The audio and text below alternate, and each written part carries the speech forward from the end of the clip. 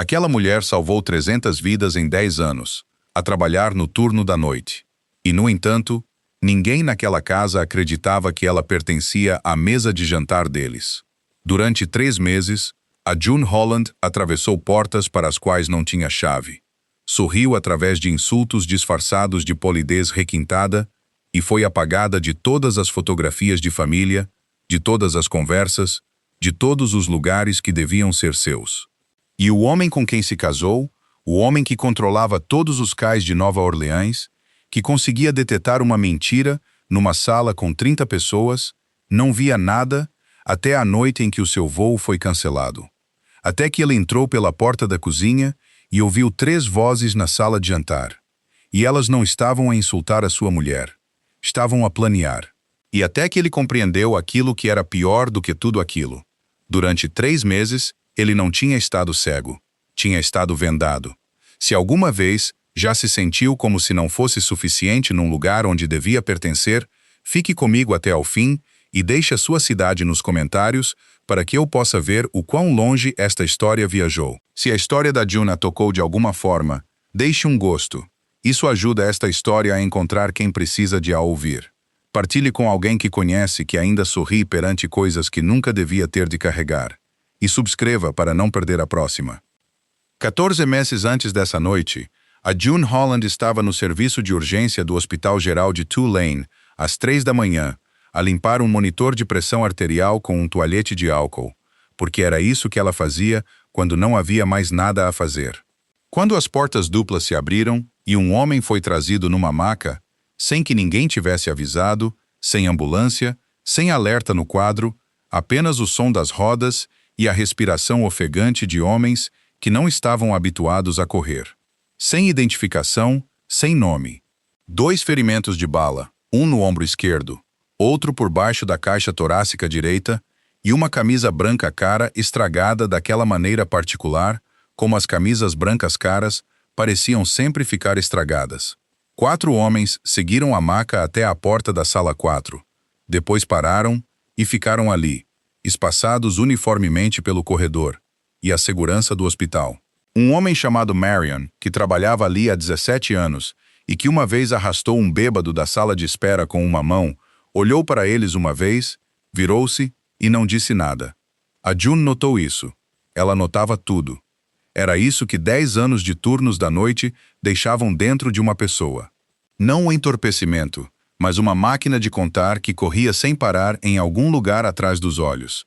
Contava respirações, contava gotas de uma linha intravenosa, contava os segundos entre o momento em que alguém parava de falar e o momento em que falava novamente, contava coisas que ninguém lhe tinha pedido para contar, e ninguém sabia que ela estava a contar.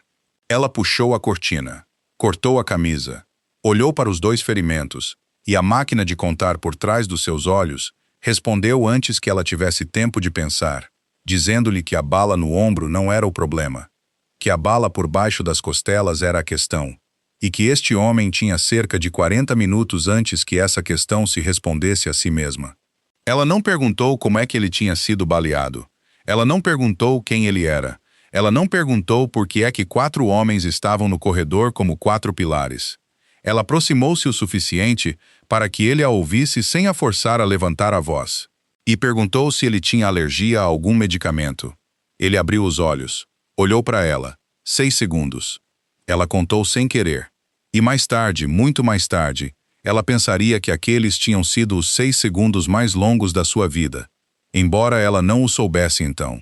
Os seus olhos eram cinzentos, e não estavam a desvanecer-se da maneira como os olhos de alguém que perde sangue geralmente desvaneciam. E não havia medo neles, nem súplica, nenhum do desconcerto que a June tinha visto 300 vezes em 300 outros rostos. Havia apenas avaliação. Ele estava à leira, deitada numa maca com uma bala debaixo das costelas. Ele estava a lê-la da maneira como um homem lê uma sala. Então ele falou, a sua voz baixa e lenta e totalmente sem pressa, e disse, não tens medo. A June, a rasgar um pacote de luvas sem olhar para cima, disse, tenho medo, mas as minhas mãos não têm. Fique quieto. Ele não disse mais nada. Ele também não fechou os olhos. Ele viu-a trabalhar durante aqueles 40 minutos, o seu olhar nunca a deixando uma vez. E a June tinha tratado centenas de pacientes conscientes enquanto trabalhava neles. Mas ninguém a tinha olhado daquela maneira. Não como alguém à espera de ser salvo, mas como alguém que se certificava de que se lembraria. O médico responsável chegou. Depois veio a sala de operações. Depois a maca rolou para longe, e os 4 homens no corredor separaram-se em 2 pares e seguiram. E o corredor estava novamente vazio. E a June ficou ali com sangue nas luvas, enquanto a máquina de contar por trás dos seus olhos continuava a correr. E ela pensou que não havia nada de incomum em nada disso. Apenas mais uma noite de terça-feira. Ela tirou as luvas. Lavou as mãos durante 40 segundos. Seguindo o procedimento exato que ela tinha realizado 40.000 vezes, ela regressou à estação de enfermagem e abriu o quadro de acompanhamento de turnos para inserir as suas notas. E lá, no ecrã, por baixo da linha para o homem que tinha acabado de ser levado para a cirurgia, estava outra entrada. Paciente não identificado, masculino, admitido às 2h52 da manhã. Sala 7. A June olhou para ela por cerca de 2 segundos. 2 pacientes sem nome numa noite no departamento de urgência de Tulane, em outubro em Nova Orleans. Isso era algo que acontecia. Ela tinha visto uma vez 3 pacientes não identificados durante um único turno, na noite depois de um jogo no quartel francês. Ela registrou-o da mesma forma que registrava a chuva a cair lá fora como algo real, algo registrado, algo que não exigia mais pensamento. E ela fechou o quadro de acompanhamento e seguiu em frente, porque a sala 9 estava a chamar, e porque esse era o trabalho, e porque a June Holland não tinha o hábito de parar por coisas que não lhe tinham feito uma pergunta. Ela lembraria-se dessa linha de texto, mas não por mais 14 meses. O homem sem nome deixou o hospital depois de 9 dias e a June nunca mais o viu. Mas 31 dias depois, às 3 da manhã, as portas duplas abriram-se novamente e outro homem foi trazido. E desta vez foi uma ferida de faca na coxa. E desta vez 5 homens seguiram a maca. E um deles usava um casaco cinzento e não disse nada, e ficou no fim do corredor, em vez de fora da sala de tratamento. A June não olhou para ele. Ela trabalhou, mas a máquina de contar por trás dos seus olhos já tinha começado a correr outra linha, uma que ela não lhe tinha pedido para correr. No mês seguinte, foi uma ferida de bala na barriga da perna. No mês seguinte, foi um homem cuja maçã do rosto tinha sido partida, e a June teve de o manter consciente enquanto esperavam pelas imagens. Sempre às 3 da manhã, sempre em Tulane, mesmo que houvesse outros 4 hospitais num raio de 15 minutos. E 2 deles tinham melhores departamentos de trauma. E havia sempre um detalhe que a June não contava a ninguém, nem mesmo a Maeve, nem mesmo a si mesma em palavras claras, que em Nova Orleans havia enfermeiras que chamavam a polícia quando viam um ferimento de bala não documentado, e enfermeiras que não chamavam. E havia enfermeiras que perguntavam aos pacientes o que tinha acontecido, numa voz que já os tinha considerado culpados. E havia enfermeiras cujas mãos tremiam enquanto puxavam a cortina, enquanto 4 homens estavam lá fora. A June não pertencia a nenhum desses grupos. Ela não chamava a polícia porque a lei não a obrigava a fazê-lo, e porque ela tinha visto o que tinha acontecido a um rapaz de 19 anos na sala 6 quando alguém o fez. Ela não fazia perguntas porque as perguntas não paravam a hemorragia. E as suas mãos não tremiam porque tinham parado de tremer quando ela tinha 22 anos num chão frio de azulejo, durante 11 minutos que ela não contaria a ninguém por muitos anos. Ao 4º mês, a June fez o que sempre fazia quando algo se repetia e ela ainda não o entendia. Ela contou novamente. Sentou-se na estação de enfermagem às 4h30 da manhã, quando a ala se tinha aquietado, e reabriu 4 registros de turnos e comparou-os, não porque suspeitasse de alguma coisa, mas porque era assim que a sua mente descansava. E ela encontrou. A pessoa que trouxe o paciente, a linha que registrava quem o tinha entregue à porta. Janeiro, fevereiro, março. 3 vezes seguidas, o mesmo nome abreviado, a mesma assinatura que o funcionário de admissão tinha escrito a partir de uma declaração falada em vez de uma identificação. O homem do casaco cinzento. Ele tinha conduzido o carro ele mesmo, não um dos 5 homens que vieram com ele, não o motorista que estava lá fora. Não nenhum dos 6 adultos capazes presentes que eram perfeitamente capazes de segurar um volante. Ellie, o homem para quem a June já tinha contado 6 segundos, tinha pessoalmente conduzido pela cidade às 3 da manhã para levar um dos seus homens a um hospital específico, um departamento específico, durante um turno específico. A June olhou para o ecrã durante muito tempo. Depois fez uma segunda comparação que desejava não ter feito. A sua agenda. Todas essas 3 noites tinham sido dela. Todas essas 4 noites tinham sido dela.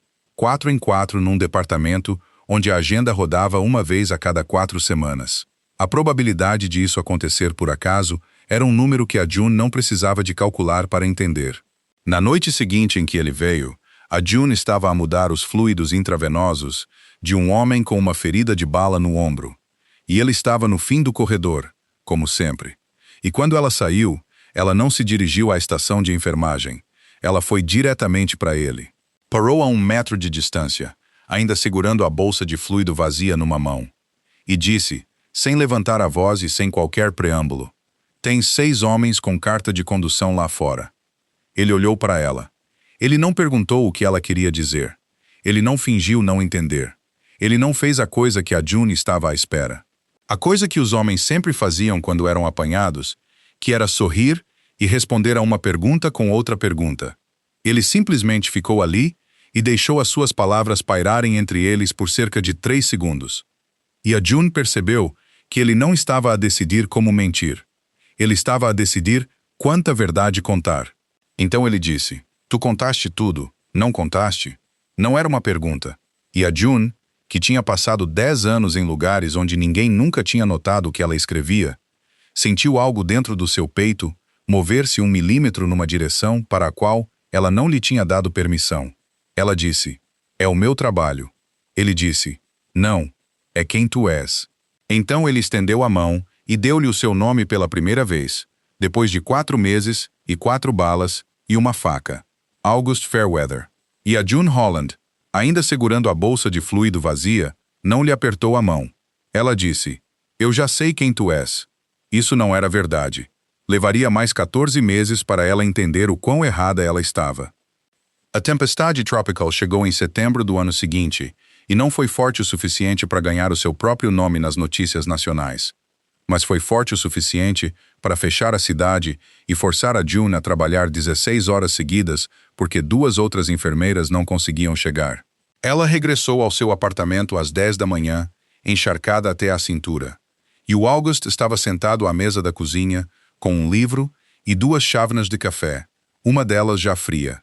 E ele olhou para ela uma vez, dos pés à cabeça, das suas sapatilhas, às olheiras debaixo dos seus olhos, e não perguntou se ela estava bem. Ele disse, "Vai dormir." A June já tinha preparado 3 frases para o recusar. 3 frases sobre como ela estava bem, sobre como ela cozinharia alguma coisa, sobre como ele tinha atravessado a cidade de carro através de uma tempestade para lá chegar. Então o mínimo que ela podia fazer era ser uma anfitriã decente. Ela não disse nenhuma delas. Entrou no quarto e dormiu 9 horas. Quando acordou, estava escuro lá fora. A chuva ainda batia nas janelas em ondas e a luz na sala de estar ainda estava acesa. E o August ainda estava sentado no mesmo lugar com o mesmo livro, agora com 2/3 dele lidos.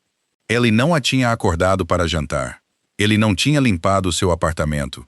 Ele não tinha saído para comprar comida e arranjá-la para ela, para que ela tivesse de o agradecer.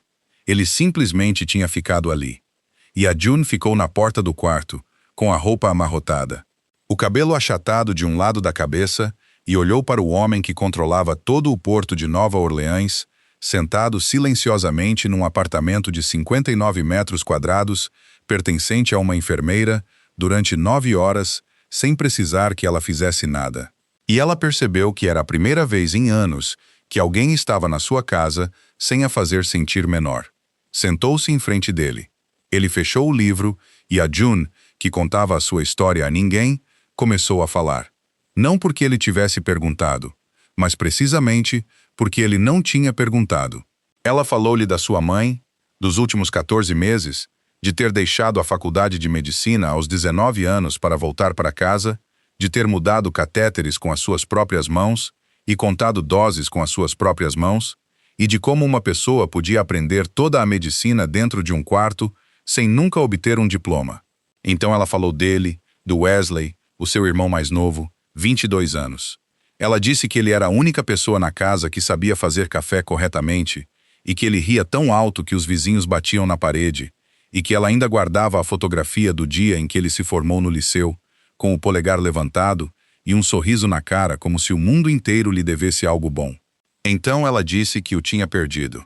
Então ela disse que tinha sido ela quem estava lá. Então ela disse numa voz tão plana como se estivesse a ler de um registro, que ela tinha feito tudo o que 10 anos de treino lhe tinham ensinado durante 11 minutos num chão frio de azulejo. E não tinha sido suficiente. E foi por isso que ela tinha escolhido o turno da noite para sempre. Não porque o pagamento fosse melhor, mas porque à noite ninguém perguntava se ela estava bem. A chuva continuou a bater nas janelas. O August não lhe disse que ela tinha feito tudo o que podia. Ele não lhe disse que não era culpa dela. Ele não se estendeu pela mesa para lhe segurar a mão. Não se levantou, não lhe ofereceu nada que a June tivesse de aceitar e depois agradecer. Ele simplesmente permaneceu sentado. 15 minutos ela contou. Então ele levantou-se, serviu-lhe o café frio, colocou-o à sua frente e sentou-se novamente.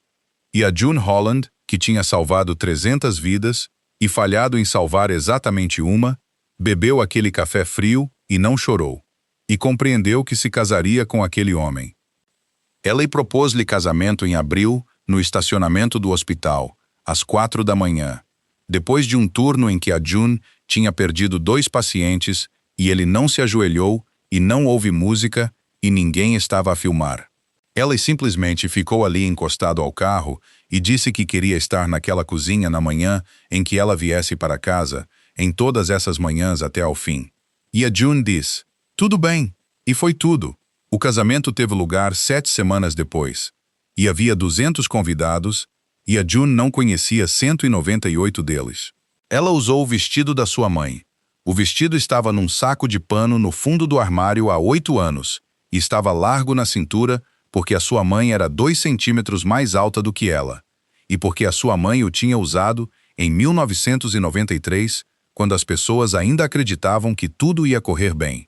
E a June levou-o a uma loja de concertos na Magazine Street, e a velha costureira olhou para a costura, depois olhou para ela e perguntou se ela queria que o mudasse ou o preservasse. E a June disse, preserva o máximo possível. Na primeira fila à esquerda havia uma cadeira vazia. Nela, a June colocou uma fotografia da sua mãe em pé à porta do seu antigo apartamento. Uma mão na anca, a rir porque alguém fora do quadro tinha acabado de dizer algo engraçado. Ninguém perguntou sobre a cadeira. 200 pessoas passaram por ela e nenhuma delas perguntou. A Maeve Donnelly foi a sua única dama de honra. A Maeve, que tinha estado ao lado da June durante 6 anos de turnos da noite, que tinha guardado a porta da casa de banho para ela na noite depois do Wesley, quando a June não queria que ninguém visse o seu rosto, que usou um vestido azul que a June tinha pago porque a Maeve tinha dito claramente que não podia pagar um. E a Maeve abraçou-a antes de entrarem na cerimônia e disse, tens a certeza? E a June sorriu e disse, já é tarde demais. E a Maeve sorriu de volta e não disse mais nada. Do lado da noiva, isso foi tudo. Uma fotografia e uma amiga. Do lado do noivo, havia 200 convidados, uma orquestra, um salão de recepção com vista para o rio e um vazio que a June não veria até muitos meses depois. A sua mãe não estava lá, a sua irmã não estava lá, o seu primo não estava lá. August tinha explicado. E todas as explicações faziam sentido. E esse era precisamente o problema, porque a coisa mais perigosa não é uma má mentira. É uma verdade arranjada exatamente no lugar certo. A sua irmã Theodora tinha uma substituição da válvula mitral agendada 4 meses antes e não podia movê-la. E a June, sendo enfermeira, entendia isso melhor do que qualquer pessoa na sala. E ela tinha acenado com a cabeça e dito, claro, a sua mãe, Cordelia, 63 anos, estava a passar por um curso de tratamento que não desejava discutir e não podia viajar de avião. E a June, sendo enfermeira, entendia isso também. e ela perguntou se Cordelia precisava de alguma coisa. August disse que ela estava bem. Obrigado. A sua prima, Prudence, estava em Lisboa, e o seu voo tinha sido cancelado devido ao tempo. 3 razões. 3 razões diferentes, de 3 pessoas diferentes, para a mesma ausência. A June tinha contado tudo na sua vida. Contou respirações, contou gotas intravenosas, contou 6 segundos na sala de emergência e 15 minutos na cozinha e 11 minutos no chão frio de azulejo. Mas ela não contou isto. Ela não colocou essas 3 razões uma ao lado da outra na mesma linha e olhou para elas da maneira como olharia para um registro. A coisa que ela tinha feito 40.000 vezes com os números de outras pessoas. E mais tarde ela pensaria sobre isso por muito tempo. Como uma pessoa com uma máquina de contar a correr constantemente atrás dos seus olhos, podia desligá-la exatamente uma vez, no único momento em que ela precisava de estar a correr. Mas a June sabia a resposta. Ela sabia-a mesmo então, algures por baixo da superfície da consciência. E ela escolheu não olhar para isso porque em 32 anos, ninguém a tinha querido o suficiente para construir um casamento inteiro para 200 pessoas, porque a sua mãe tinha ido embora. E Wesley tinha ido embora. E ela tinha sentado na estação de enfermagem às 4 da manhã, em mais noites do que tinha dormido na sua própria cama. E agora havia um homem de pé no fim do corredor, a olhar para ela da maneira como ele a tinha olhado da sala de emergência número 4. O olhar de uma pessoa a registrar algo na memória. E uma pessoa a afogar-se não conta os fios de uma corda. Ela apenas se agarra a ela. 3 semanas depois do casamento, a June Holland entrou num carro a caminho da propriedade Fairweather, e ela ainda não tinha conhecido nenhum deles. O carro viajou 50 minutos para além da cidade, e a propriedade apareceu numa curva, os seus tijolos vermelhos escurecidos por 100 anos de chuva, as suas colunas brancas tão altas que a June teve de inclinar a cabeça para trás para as ver. 3 mulheres esperavam nos degraus, e elas estavam lá antes mesmo de o carro passar pelos portões. A June sabia porque as viu no momento em que a estrada fez a curva, enquanto a entrada ainda estava a 200 metros de distância, o que significava que tinham saído cedo, o que significava que tinham se preparado. E a máquina de contar por trás dos seus olhos, a máquina que tinha estado silenciosa durante todas as 7 semanas desde o casamento, começou a correr novamente. 3 pessoas. Ninguém acenou. Ninguém desceu um único degrau. Elas ficaram numa linha irregular. A mulher no centro, meio degrau atrás das outras 2. E a June, que tinha passado 10 anos a aprender a ler uma sala em 2 segundos, porque 2 segundos era muitas vezes tudo o que ela tinha, percebeu que a palavra que se formava na sua mente não era bem-vinda. Ela procurou a palavra certa enquanto o carro rolava sobre o cascalho, e quando a encontrou, fê-la sentir frio. Triagem. Era assim que as pessoas ficavam na entrada de um departamento de emergência na noite de um acidente de autocarro, quando 4 macas chegavam ao mesmo tempo e o coordenador tinha 3 segundos para decidir quem ia para a cirurgia primeiro, quem recebia sangue, quem era afastado e recebia medicação para a dor e ficava sozinho. A June tinha estado nessa posição. A June conhecia aquele olhar de dentro e ela estava a dirigir-se diretamente para ele. Ela afastou o pensamento. Ela tinha viajado por 14 horas muitas vezes na sua vida e ela sabia que quando uma pessoa está exausta, tudo pode parecer uma ameaça.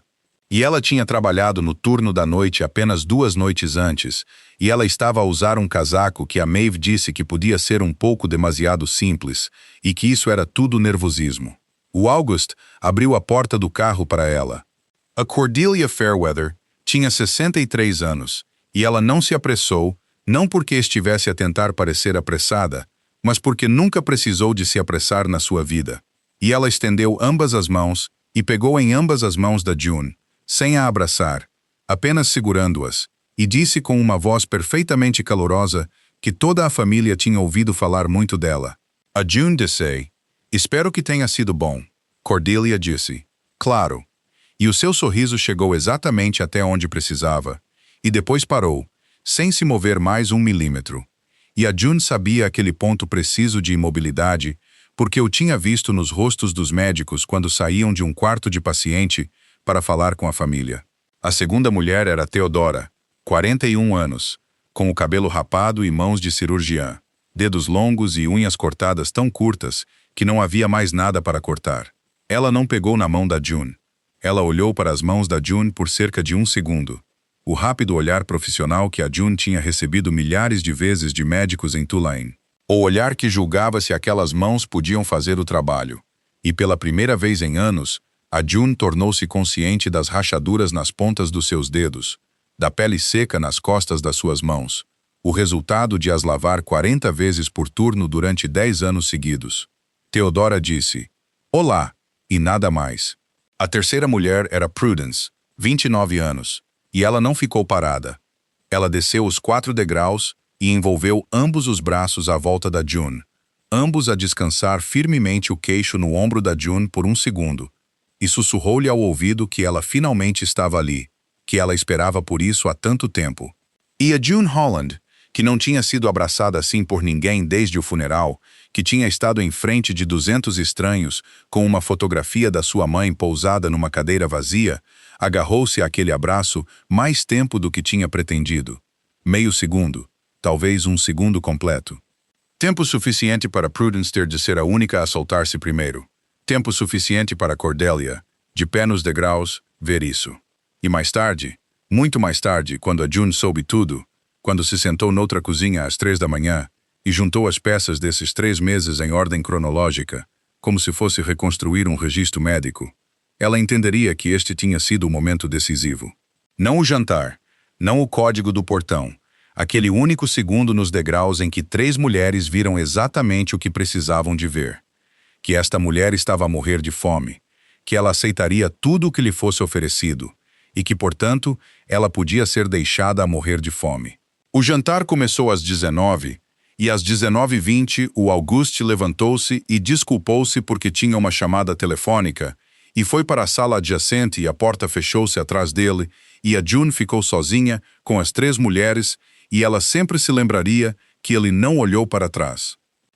Theodora Fairweather serviu a água da June antes de servir a sua própria. Essa foi a primeira coisa que ela fez, e foi educado, e a June disse, "Obrigada." Então Theodora perguntou numa voz leve e amigável, o tipo de voz que as pessoas usam para conversar em vez de interrogar. Qual faculdade de medicina frequentou? June, que tinha respondido a esta pergunta 400 vezes na sua vida, em 400 festas e em 400 salas de espera, abriu a boca e disse, "Eu não fui para a faculdade de medicina. Sou enfermeira." 4 segundos. A June contou-os porque não conseguia deixar de contar. 4 segundos em que ninguém pegou num garfo, ninguém bebeu, ninguém olhou para mais ninguém. 4 segundos que, num departamento de emergência, foram suficientes para uma pessoa perder a consciência e na mesa de jantar dos Fairweather foram suficientes para uma mulher entender o seu lugar.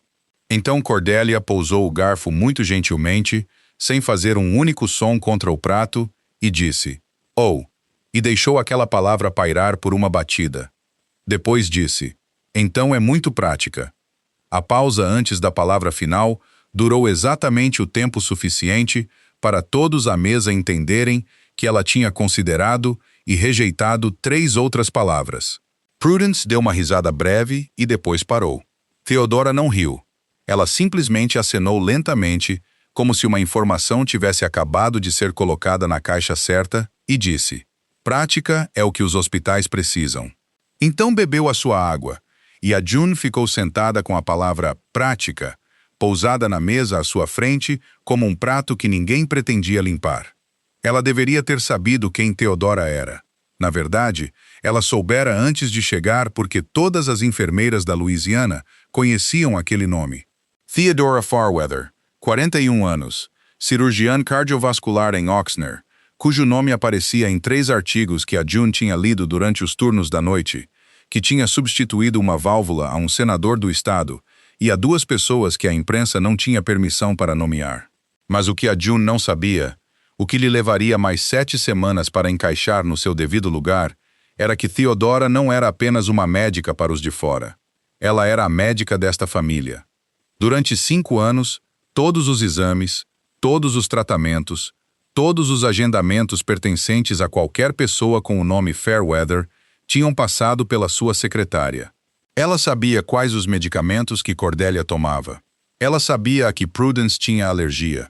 Ela sabia exatamente quando seu irmão mais novo saiu da cidade, porque todas as viagens de August incluíam um acompanhante médico e ela era a pessoa que organizava esse médico. Ela não precisava de monitorizar ninguém. Eles apresentavam as suas agendas a ela voluntariamente todos os meses por escrito e chamavam-lhe segurança médica. Theodora Fairweather nunca tinha levantado a voz na sua vida. A June passaria 3 meses lá e nunca a ouviria falar alto uma vez. Nem uma vez. E era precisamente isso que a tornava mais perigosa do que a sua mãe. Ela não humilhava ninguém. Ela apenas fazia perguntas. Ela fazia perguntas para as quais a June não tinha credenciais para responder. E ela fazia-as com uma voz de genuína curiosidade. E quando a June respondia corretamente, ela acenava com a cabeça. E quando a June não conseguia responder, ela acenava com a cabeça da mesma maneira. E era essa igualdade que a tornava uma faca. Nessa noite, ela fez mais 2 perguntas. A primeira foi sobre um anticoagulante que a June conhecia bem, e a June respondeu corretamente, e Theodora disse, bom. A segunda foi sobre a fração de ejeção, num caso particular em que ela tinha operado na semana anterior. Um detalhe que nenhuma enfermeira de emergência no mundo precisaria de saber. E a June permaneceu em silêncio, e Theodora disse, está tudo bem, eu estava apenas a perguntar por curiosidade. Então mudou de assunto para o tempo. A porta da sala adjacente abriu-se às 20h10. August regressou à mesa, sentou-se ao lado da sua mulher, colocou uma mão nas costas da sua cadeira e olhou à volta da mesa com o olhar que a June uma vez acreditou que podia detetar uma mentira numa sala com 30 pessoas. Ele disse, do que é que estavam a falar que era tão divertido? E Cordelia sorriu e disse, estamos apenas a conhecer-nos. E essa foi a verdade. Essa foi a coisa mais terrível sobre a frase. Era completamente verdadeira. O primeiro golpe veio durante a segunda semana, num jantar com 14 convidados, e não fez um som. A June estava sentada a 3 cadeiras de distância do August, o que era perfeitamente normal, e ela não pensou nada sobre isso. Mas depois de os convidados terem entrado na sala de jantar, enquanto todos ainda estavam de pé e a conversar à volta da mesa, Cordelia caminhou ao longo da borda dela com um copo de vinho na mão, parou no lugar da June e trocou os talheres. Levou cerca de 4 segundos. Ela levantou a faca e o garfo de prata, o mesmo conjunto que os outros 13 tinham, e substituiu-os por outro conjunto do aparador atrás dela, idêntico em estilo, mas não em material, mais leve, mais baço, o tipo que as pessoas usavam para festas no jardim. Ela não olhou para June. Ela não disse nada. Ela continuou a caminhar e disse a um dos convidados que tinha havido chuva a mais naquele ano. E a June, de pé a quase 2 metros de distância com o seu copo de água na mão, viu tudo.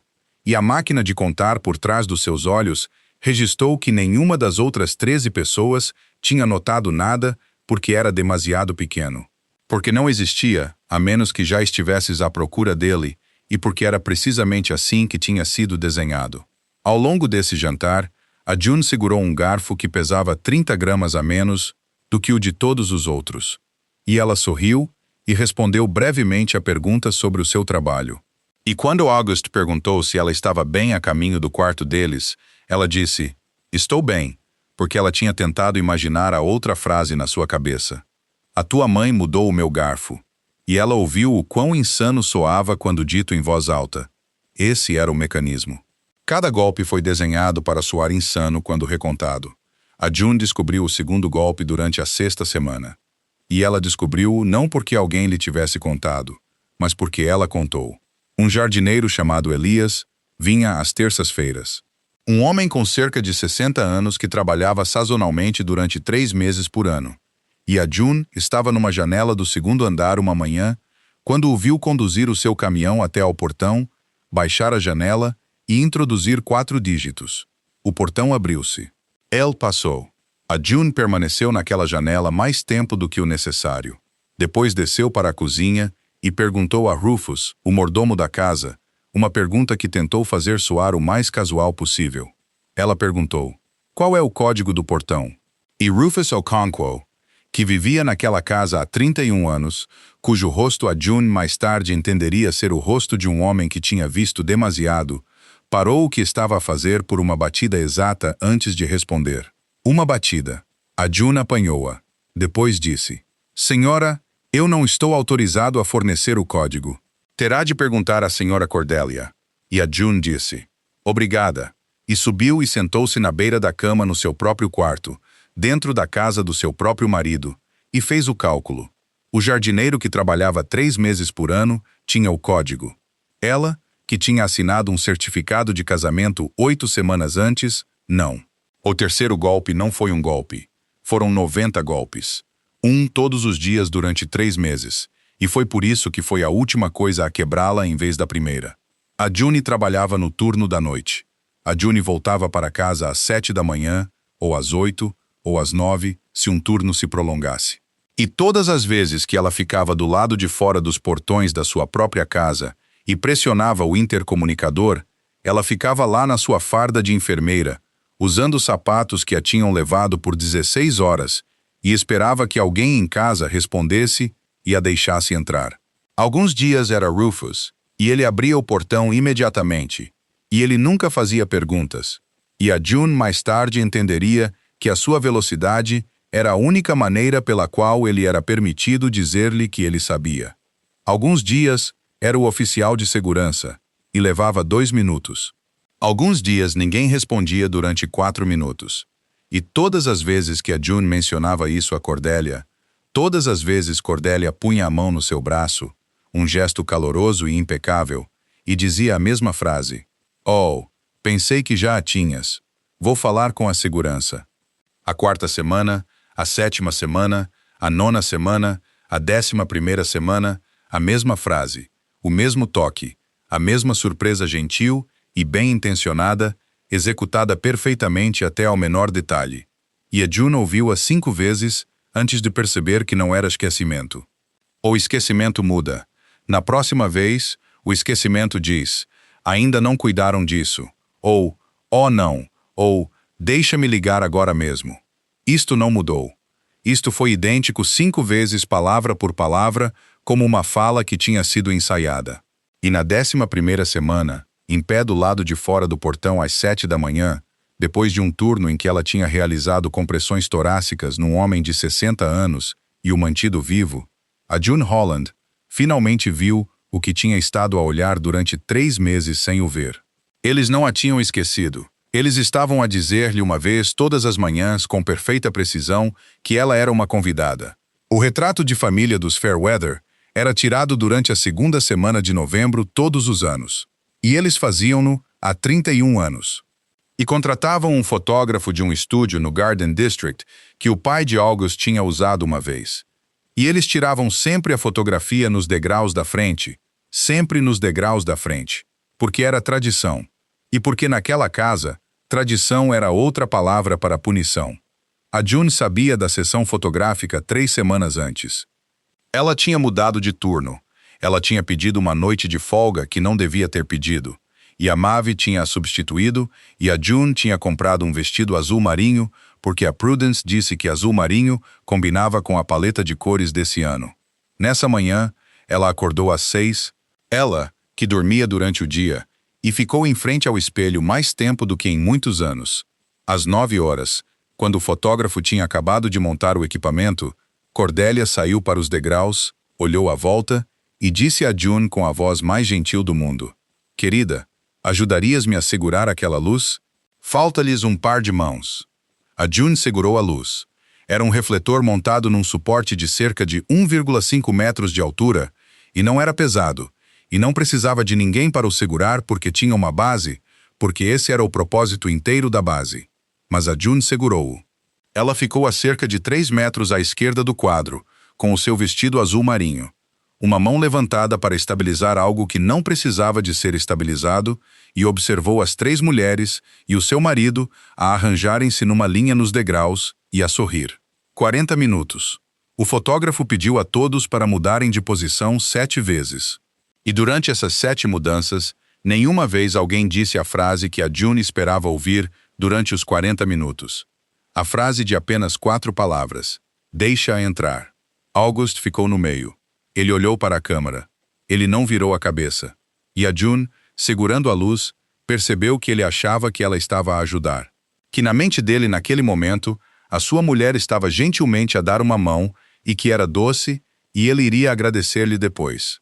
Foi isso que a June nunca se perdoaria mais tarde. Não Cordelia, não os 40 minutos, mas o facto de ela ter ficado ali e ter tornado a mentira deles credível. Ela tinha segurado a luz de forma demasiado natural. Ela tinha desempenhado seu papel na performance deles melhor do que eles. Às 10, enquanto o fotógrafo arrumava o equipamento e todos começavam a dispersar-se, a June pousou a luz e deu a volta ao jardim das traseiras para apanhar ar. E ela viu a Maeve Donnelly. A Maeve lá, a 50 minutos do hospital num sábado de manhã, em pé ao lado do caminho lateral da casa, ia falar com alguém que tinha acabado de desaparecer através de uma porta. A June chamou o nome dela. A Maeve virou-se e o seu rosto fez algo que a June notou, mas não interpretou. Algo muito rápido, cerca de meio segundo, como uma pessoa a calcular em vez de uma pessoa a sentir-se feliz. Então a Maeve sorriu e abraçou-a e disse: "Meu Deus, estás a usar um vestido." E a June riu e perguntou o que ela estava a fazer ali. E a Maeve disse suavemente, sem tropeçar, sem hesitação, sem uma única batida fora do lugar: "Estava apenas a entregar alguns registros para a doutora Farweather. Ela precisava de um ficheiro de referência. O nosso departamento tem o original e estava no meu caminho. Então trouxe-o." Uma resposta perfeita. Fazia sentido. Era específico. Continha 3 detalhes profissionalmente precisos. E saiu cerca de um quarto de segundo mais rápido do que uma resposta verdadeira teria saído. E a June, que contava tudo, cuja máquina atrás dos seus olhos tinha apanhado todos os 3 detalhes e os tinha colocado na balança, olhou para os pés da sua amiga ao mesmo tempo. Sapatos novos, couro verdadeiro, castanho avermelhado, do tipo com costura na biqueira, que a June tinha visto uma vez numa loja na Royal Street no ano anterior, tinha olhado para o preço e tinha continuado a andar. Maeve Donnelly, que 6 meses antes não conseguia pagar um vestido de dama de honra. 3 factos. Eles pairavam ali na mesma linha, exatamente como as 3 razões para as ausências no casamento tinham pairado uma vez. E a June Holland fez exatamente o que tinha feito antes. Ela disse: "Bem, isso é conveniente." E perguntou se a Maeve queria café. E a Maeve disse: "Tenho de ir." Turno da tarde. E abraçaram-se novamente. E a Maeve partiu. A June permaneceu sozinha no jardim. Ela sabia. Algures por baixo da superfície da consciência, na parte dela que tinha lido um monitor cardíaco em 2 segundos durante 10 anos. Ela sabia. Mas ela tinha passado 3 meses sem o código do portão. E 3 meses sorrindo sobre garfos que pesavam 30 gramas a menos do que os de todos os outros. E naquela manhã, ela tinha acabado de passar 40 minutos a segurar uma luz para que o seu marido pudesse tirar um retrato de família sem ela. E Maeve era a única pessoa deixada do mundo em que a June tinha sido uma vez um ser humano. Uma pessoa a afogar-se não testa a corda. Ela apenas a aperta mais. O que enlouqueceu a June não foram os golpes. Foi a maneira como eles desapareciam. Porque havia dias em que aquela casa era tão gentil que ela começava a desconfiar da sua própria mente. Havia manhãs em que Cordelia perguntava se ela tinha dormido bem e ouvia a resposta. Havia jantares em que Theodora lhe perguntava sobre um caso e acenava com a cabeça enquanto ela falava e dizia que pensava o mesmo. Houve uma tarde em que Prudence a convidou para o jardim e lhe mostrou a magnólia que August tinha escalado quando tinha 7 anos e partido o braço. E ambas riram, e a June regressou ao seu quarto, sentindo-se calorosa e culpada. Culpada por pensar mal daquelas mulheres. Culpada porque a máquina de contar por trás dos seus olhos recusava desligar-se. E então, 3 dias depois, ela estava de pé, do lado de fora do portão novamente às 7 da manhã, pressionando o intercomunicador. Foi isso que desgastou uma pessoa. Não crueldade constante, crueldade intermitente, nunca sabendo em que versão da casa estavas, e, portanto, nunca sendo capaz de contar a ninguém, porque para contar a alguém, tinhas de ter a certeza, e não eras permitida a ter a certeza. Na 12ª semana, A June fez a coisa que tinha evitado durante 3 meses. Ela começou a fazer registros, não porque suspeitasse de alguém. Foi o que ela disse a si mesma. E ela quase acreditou nisso, que estava apenas a fazer o que tinha feito 40.000 vezes na sua vida. Registar eventos em ordem cronológica para ver o que diziam, porque era assim que uma enfermeira pensava. Porque um sintoma por si só não significava nada, e um padrão de sintomas significava tudo. Ela comprou um pequeno caderno na farmácia perto do hospital. Guardou-o no seu cacifo na sala de troca e não o levou para casa. E mais tarde ela não saberia por que o tinha feito, ou ela saberia e não quereria admitir. E ela começou a escrever. Ela escreveu a data, ela escreveu a hora, ela escreveu o que tinha acontecido na linguagem mais neutra que possuía. A linguagem que tinha usado para descrever 40.000 pacientes sem adjetivos. Sem emoção, apenas factos. 7:10. Toquei a campainha. Esperei 3 minutos. Jantar às 7. 14 convidados. Substituição de talheres. Sessão fotográfica às 9. Pedida para segurar a luz. Duração 40 minutos. 11 entradas. Depois 19. Depois 27. E na 27ª entrada, a June sentou-se na sala de troca às 5 horas da manhã, depois do seu turno. O caderno aberto no seu colo, e ela viu-o, a segunda coluna. Ela tinha registrado por hábito, pelo maldito hábito de uma pessoa que registrava tudo, um detalhe que ela nunca tinha tido a intenção de analisar. Se August estava em casa. 27 entradas, nenhuma delas, nenhuma única, tinha acontecido enquanto ele estava em casa. A June sentou-se ali durante muito tempo, então ela fez a pior coisa que podia ter feito a si mesma. Ela foi um passo mais longe porque se nada daquilo aconteceu enquanto ele estava em casa, havia 2 possibilidades, e uma enfermeira foi treinada para não parar na mais reconfortante. A primeira possibilidade foi coincidência, porque ele viajava frequentemente, e, portanto, a maioria das coisas aconteciam naturalmente enquanto ele estava fora. A June calculou que durante esses 3 meses, August tinha estado em casa durante 41 noites de 92, quase metade. Se fosse aleatório, então cerca de 12 entradas deveriam ter caído em noites em que ele estava lá. Nenhuma tinha. A segunda possibilidade era que eles tinham um cronograma, e a June sentou-se na sala de troca sob as luzes fluorescentes, e pensou na próxima pergunta. A pergunta que toda a enfermeira conhecia era real. Não o que está a acontecer, mas quem tem acesso. Quem sabia com antecedência de todas as horas quando August deixaria a cidade? Não Cordelia. Ela nunca perguntou ao seu filho o seu horário. Não Prudence. Ela nem sequer conseguia lembrar-se que dia da semana era. A pessoa que sabia era a pessoa com a papelada. Todas as viagens de August incluíam um acompanhante médico. Era um procedimento organizacional que existia muito antes da June chegar.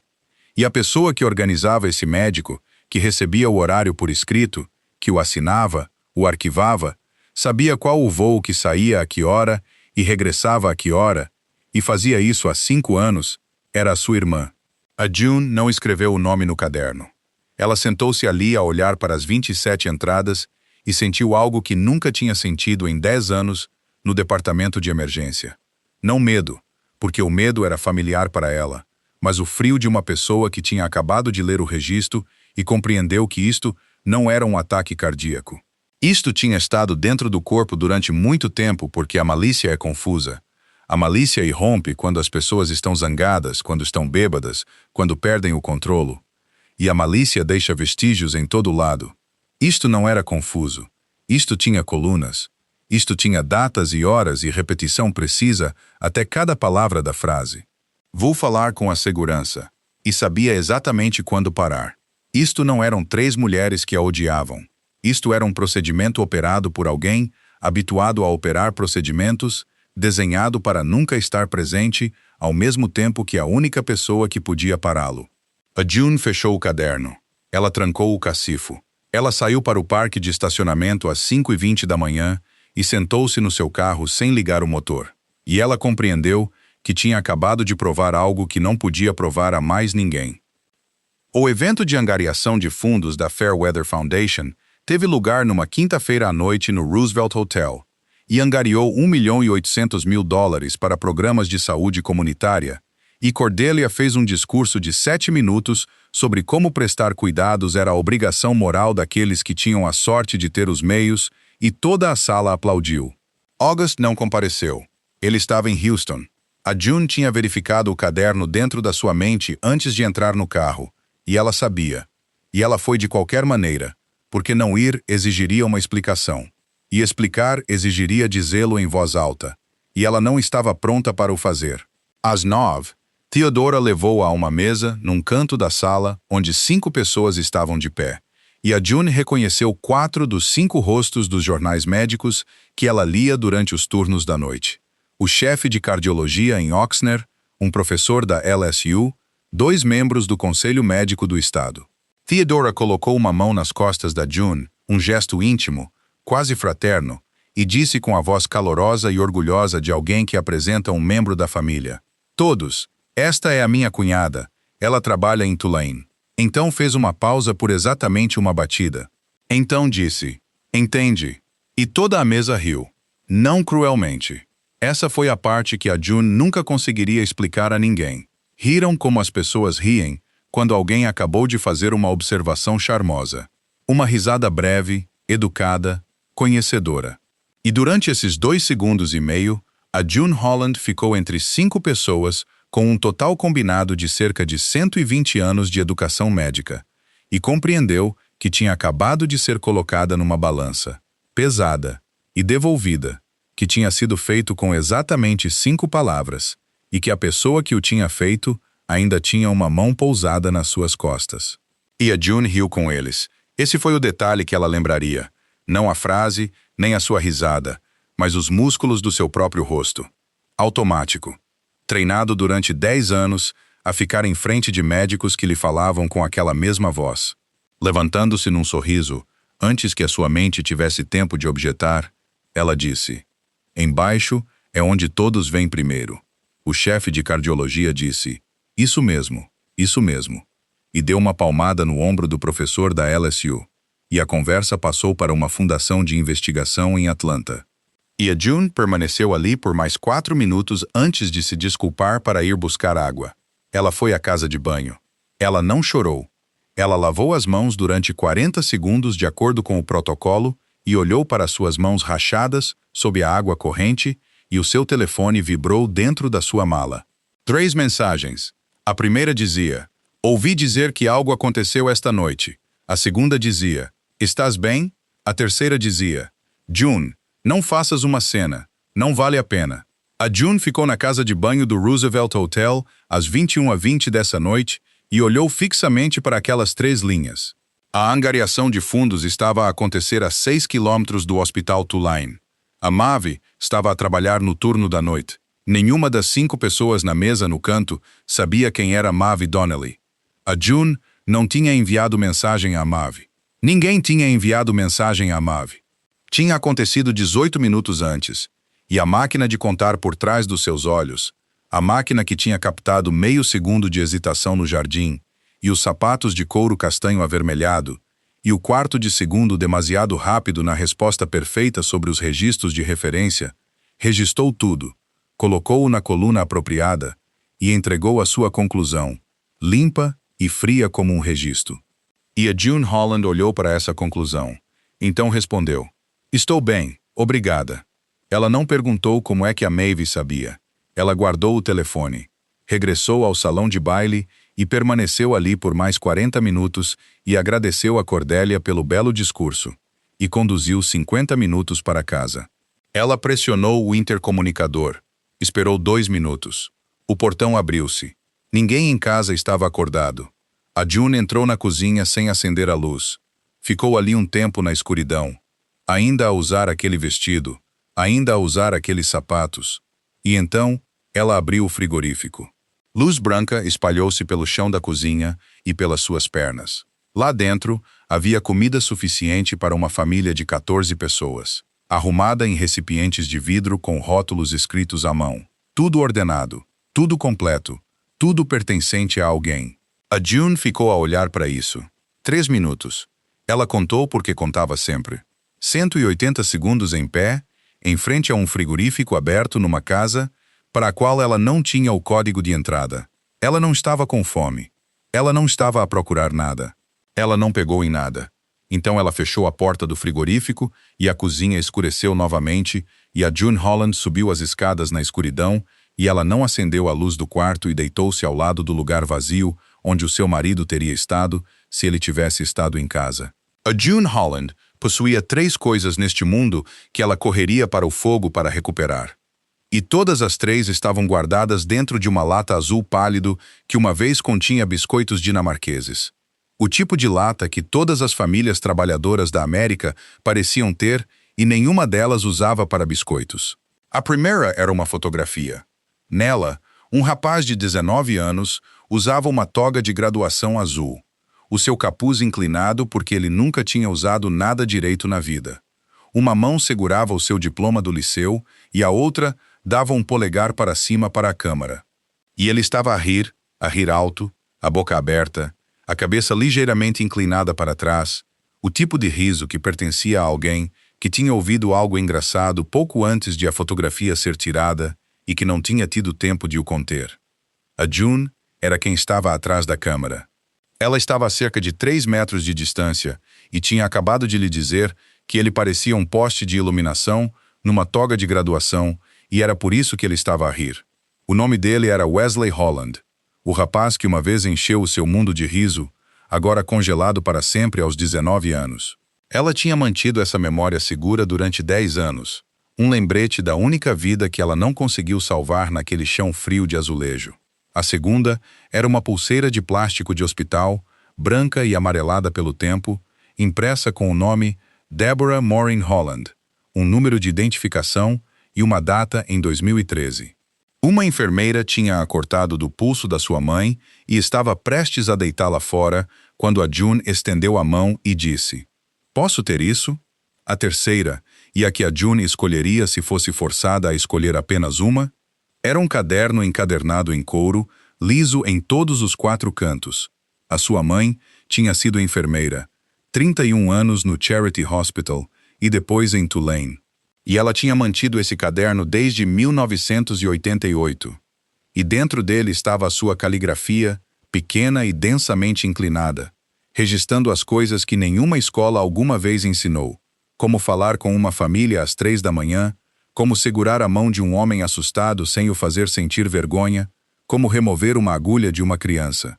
E na página 47, escrita a tinta azul durante alguma noite em 1996, havia uma linha que a June provavelmente tinha lido 200 vezes na sua vida. Lida no parque de estacionamento depois dos seus piores turnos, uma frase que a sua mãe tinha escrito para si mesma e para ninguém mais. Tu não és quem decide quem vive. Tu és quem fica na sala. A June levou aquela lata consigo quando se mudou para a propriedade. Colocou-a numa prateleira baixa na pequena sala de estar na ala leste. A sala que ninguém usava. A sala sobre a qual ela tinha perguntado e lhe tinham dito: "Sinta-se em casa, querida." Ninguém usou aquele espaço em anos. Durante a 13ª semana, Theodora mandou limpar a sala de estar. Ela disse a Rufus que a ala leste precisava de ser reorganizada antes do Dia de Ação de Graças, e ela supervisionou-a pessoalmente e instruiu o pessoal da casa a deitar fora qualquer coisa de origem desconhecida. E essas foram as palavras exatas que ela usou. A June sabia porque perguntou a Rufus mais tarde, e ele repetiu-as palavra por palavra, com os olhos de um homem a entregar provas. Qualquer coisa de origem desconhecida. A June voltou para casa às 7 da manhã seguinte. Tinha chovido durante a noite. Ela pressionou o intercomunicador, esperou. O portão abriu-se. Ela entrou de carro e atravessou o pátio traseiro em direção à porta da cozinha e viu-o. A lata azul pálido deitada de lado dentro do caixote do lixo exterior. A sua tampa aberta. A June não correu. Foi isso que 10 anos de turnos da noite deixaram nela. Ela caminhou para ela a um ritmo normal. Levantou-a, colocou-a na tampa do caixote, abriu-a e fez o que tinha feito 40.000 vezes antes, avaliando os danos por ordem de prioridade. A fotografia estava bem. Estava selada dentro de uma manga de plástico.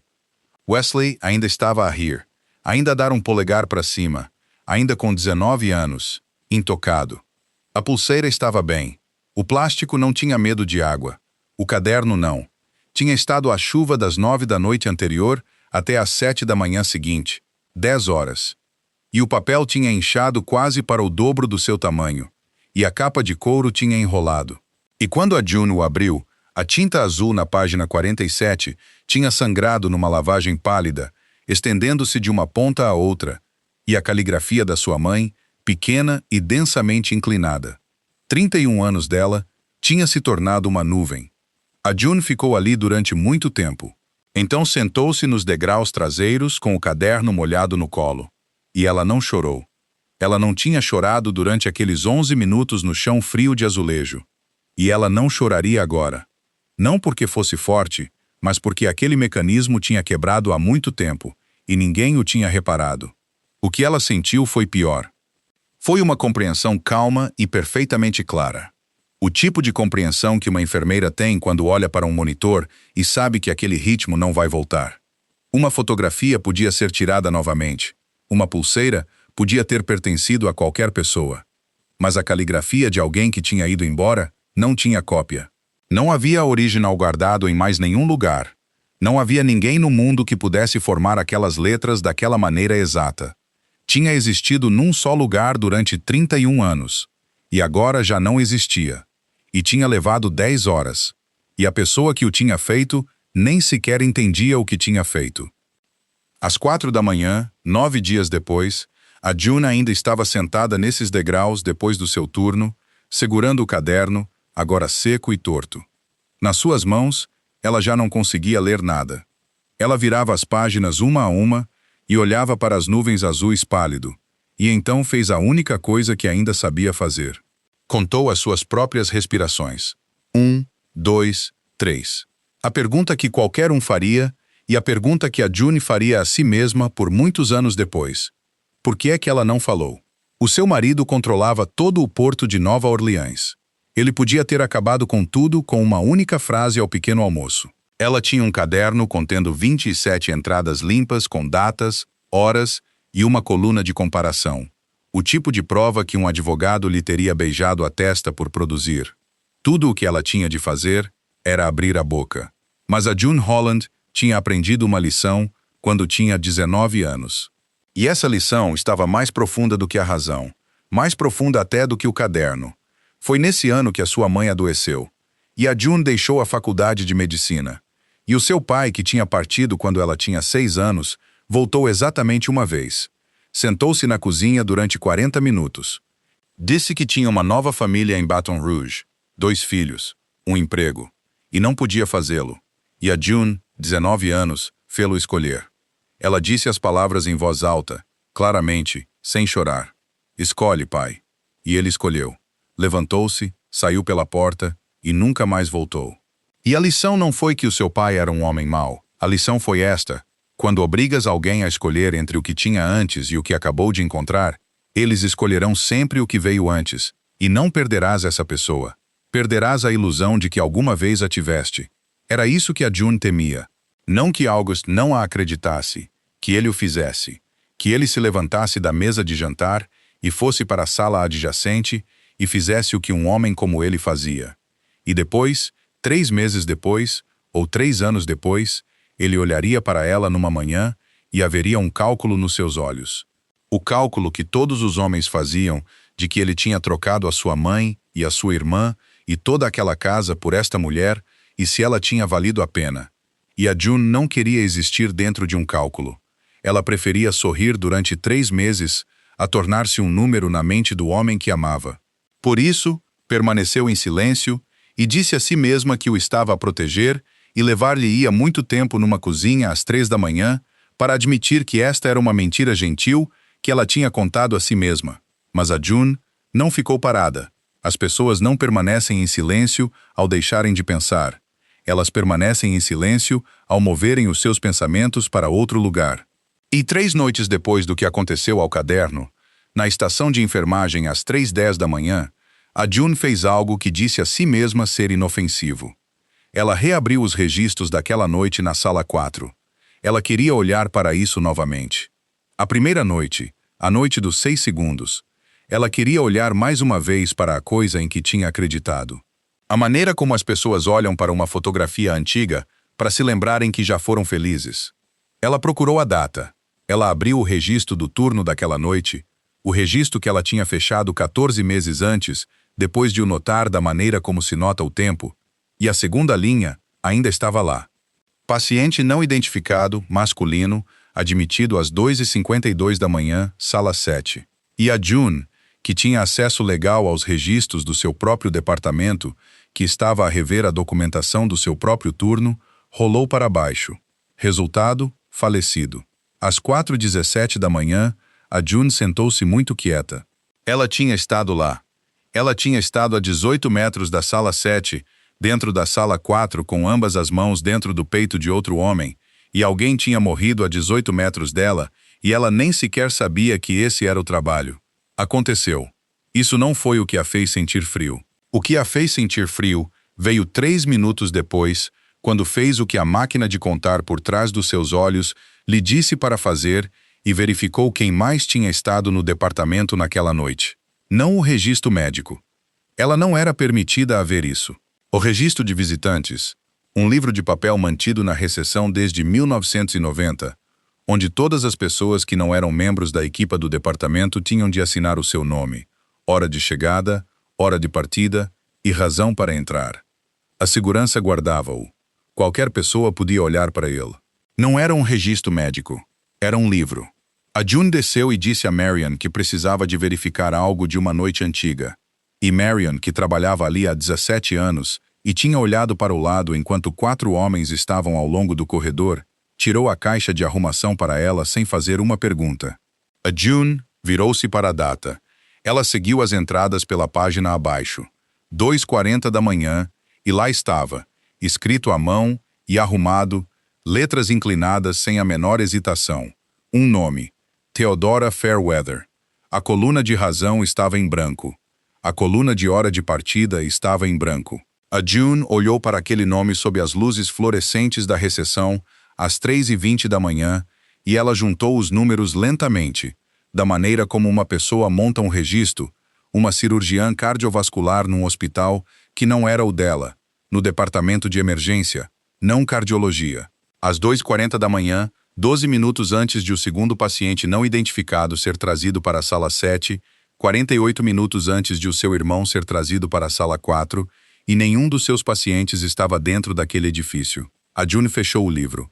Ela agradeceu a Marion. Ela pegou nas escadas em vez do elevador, porque precisava de 120 degraus para pensar. E no 100º degrau, ela parou, uma mão apoiada no corrimão, e fez a pergunta que carregaria consigo pelas próximas 11 semanas. O que é que ela tinha estado a fazer lá? O voo de terça-feira à noite de Houston para Nova Orleans foi cancelado devido a uma tempestade a oeste. Um August Fairweather, que não gostava de esperar e não precisava de esperar, disse ao seu motorista para pegar no carro. 5 horas na Interstate 10. Ele chegou ao portão às 22h40 dessa noite, 11 horas mais cedo do que o horário que todos naquela casa tinham em mãos. E ele não ligou a ninguém, não porque suspeitasse de alguma coisa, mas porque eram 22h40 da noite, e ele pensou que a sua mulher estava a dormir. Entrou pela porta da cozinha. Era a porta que ele sempre usava, a porta que usava desde que tinha 7 anos. Quando seu pai ainda era vivo, e as crianças naquela casa não tinham permissão para entrar pela porta da frente com sapatos sujos. A porta da cozinha abria para um corredor curto que levava à sala de jantar, e aquele corredor estava escuro, e havia luz no final e 3 vozes. August parou. Ele não pretendia ouvir. Esse foi o detalhe com que ele mais tarde teria de viver.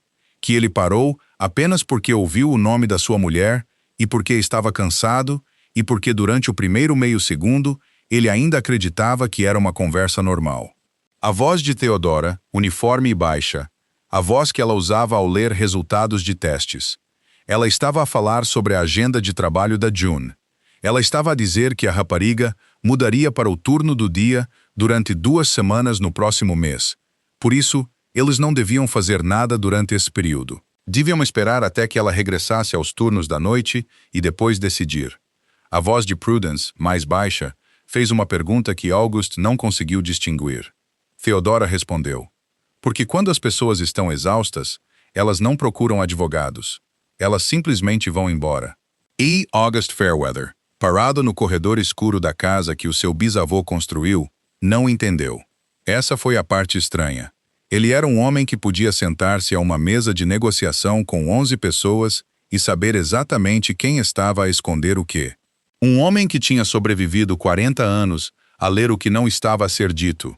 E durante os primeiros 30 segundos, ele não entendeu por que a sua mente não tinha lugar preparado para conter algo assim, porque aquelas palavras não tinham significado dentro de um lar. Então Cordelia falou, e a sua mãe disse com a voz calorosa e razoável que ela usava quando fazia discursos sobre o dever moral daqueles que tinham meios, que ela não a odiava. Não digas isso. Ela não é uma má rapariga. Então fez uma pausa por exatamente uma batida. A batida que a June aprendeu a contar durante 3 meses. Ela é simplesmente o tipo de pessoa que contratamos, não o tipo de pessoa que casamos. Um copo foi pousado. Alguém deu uma risada baixa. Apenas uma vez. E foi Prudence. E o som morreu mais rapidamente do que normalmente teria acontecido. August não se moveu. 9 minutos depois, quando tentou reconstruir aquela noite em ordem, esse foi o único número de que seria certo, porque havia um relógio na parede da cozinha que o seu pai comprou em 1979, e ele tocou, e ele contou os seus sons, e ele passaria muito tempo a pensar em como a sua mulher tinha contado tudo durante 3 meses, e ele tinha aprendido a contar em apenas 9 minutos. Por 9 minutos, ele ficou ali e ouviu. Ouviu sobre o código do portão. Ouviu que eles estavam a esperar para ver quanto tempo a rapariga aguentaria. Ouviu Theodora dizer que se ela engravidasse, tudo se tornaria muito mais difícil, por isso seria melhor acabar com isso antes disso.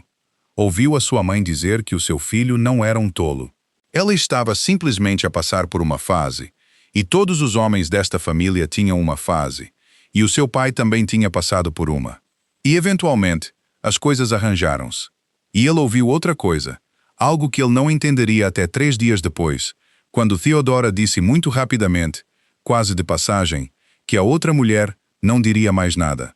Aquele assunto estava terminado. 9 minutos. Então August entrou na sala de jantar. As 3 mulheres viraram-se e viram um homem num casaco de viagem, chaves do carro numa mão, o seu rosto não mostrando absolutamente nada. E a primeira coisa que aconteceu não foi alguém gritar. A primeira coisa que aconteceu foi Prudence levantar-se. Ninguém lhe disse para se levantar. O seu corpo fê-lo sozinho, o reflexo de um pequeno animal numa sala quando um maior entra. E ela ficou ali com ambos os braços pendurados ao lado do corpo, e não disse nada. Cordelia sorriu, abriu a boca e disse, "Chegaste cedo à casa." E a sua voz foi impecável. E esse foi o seu erro. Porque foi impecável. Porque uma mãe apanhada pelo seu filho entraria em pânico. Uma mãe, que tinha estado a atuar durante 3 meses, continuaria a atuar. August não lhe respondeu. Caminhou até a mesa. Colocou as chaves do carro na superfície de madeira gentilmente, sem um único som desnecessário. E esse movimento silenciou todas as 3 mulheres mais rapidamente do que qualquer grito poderia ter feito. Então olhou para sua irmã, porque durante aqueles 9 minutos ele tinha aprendido quem detinha o horário. E ele fez exatamente uma pergunta. Quanto tempo? Ninguém respondeu.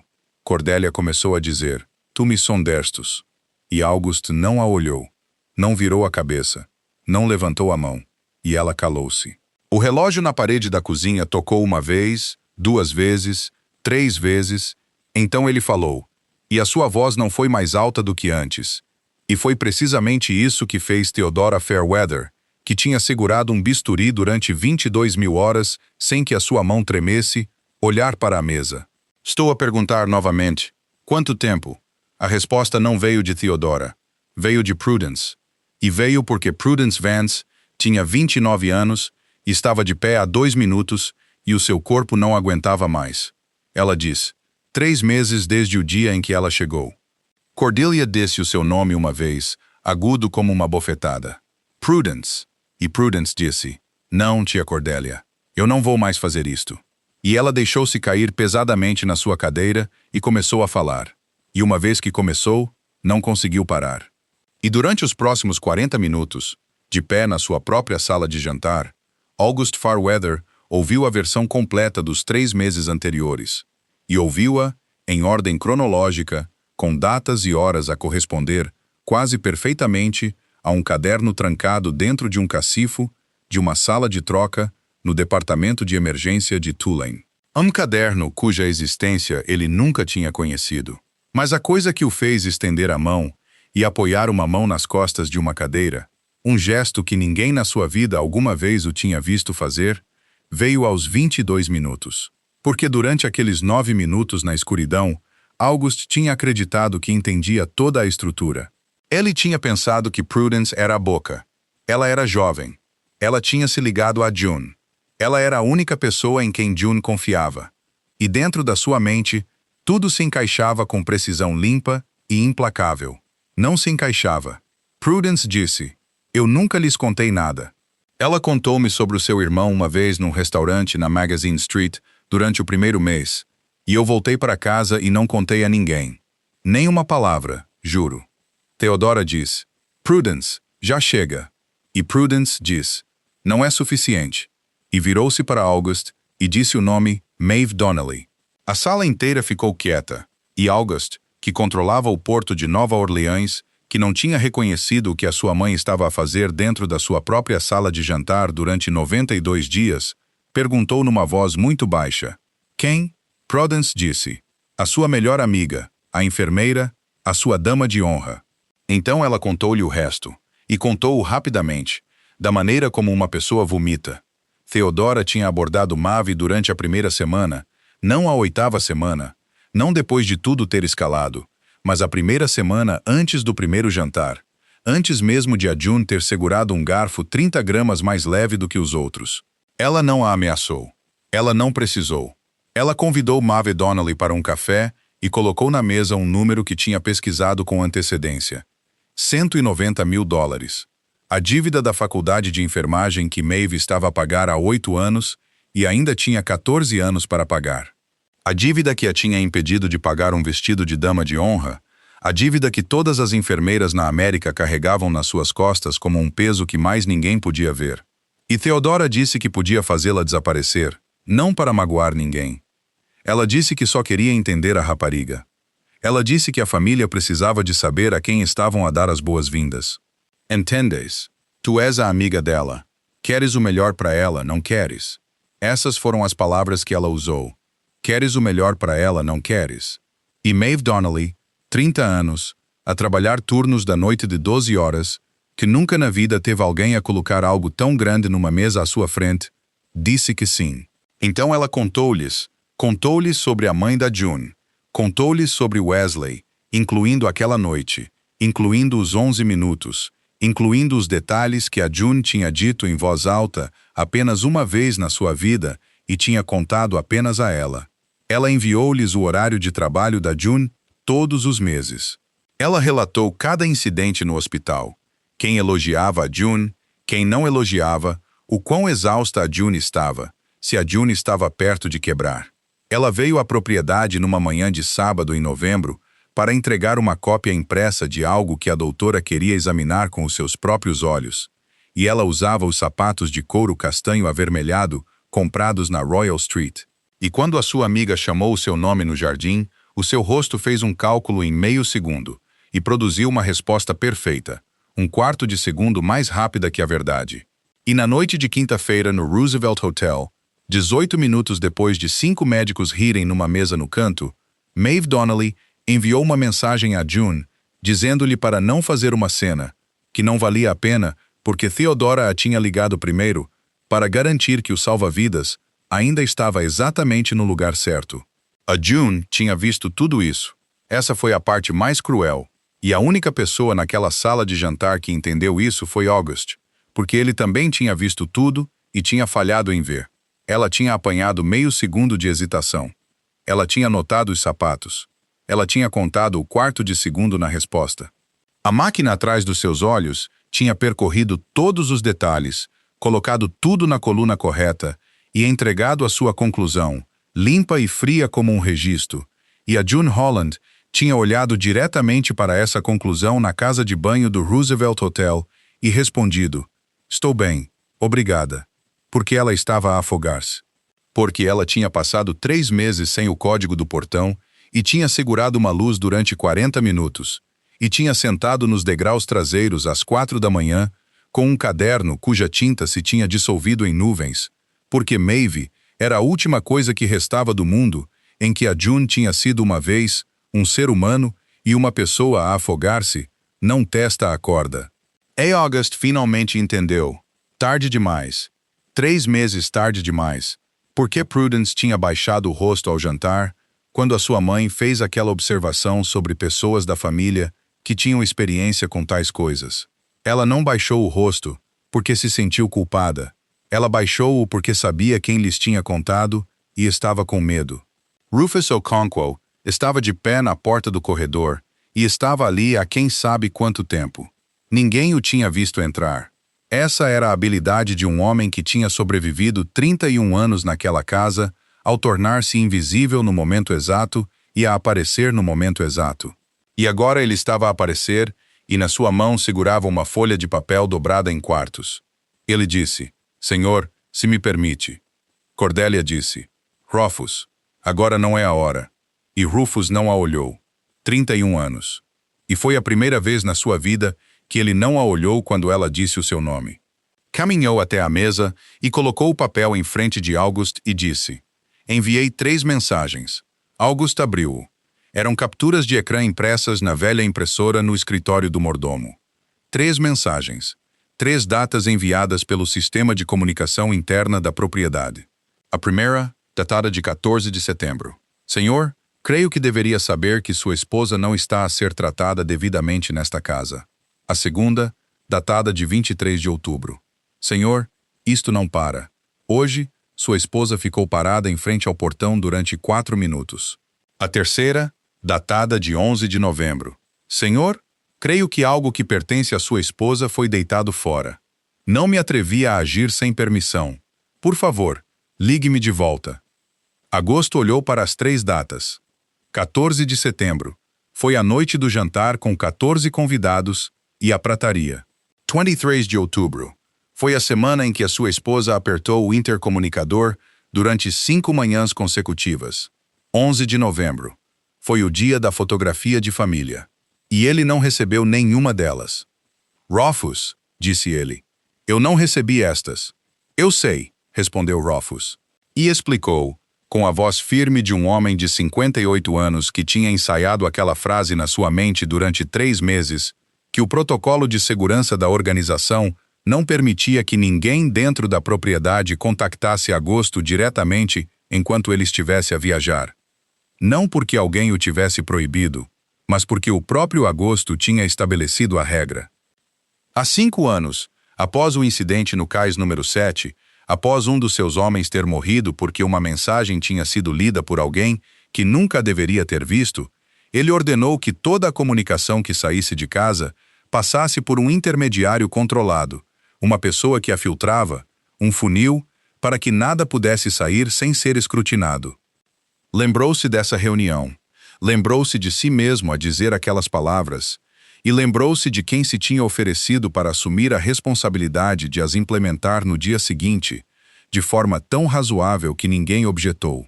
As razões eram: se ele se magoasse enquanto estivesse fora, as pessoas em casa precisavam de poder contactar um médico em 30 segundos.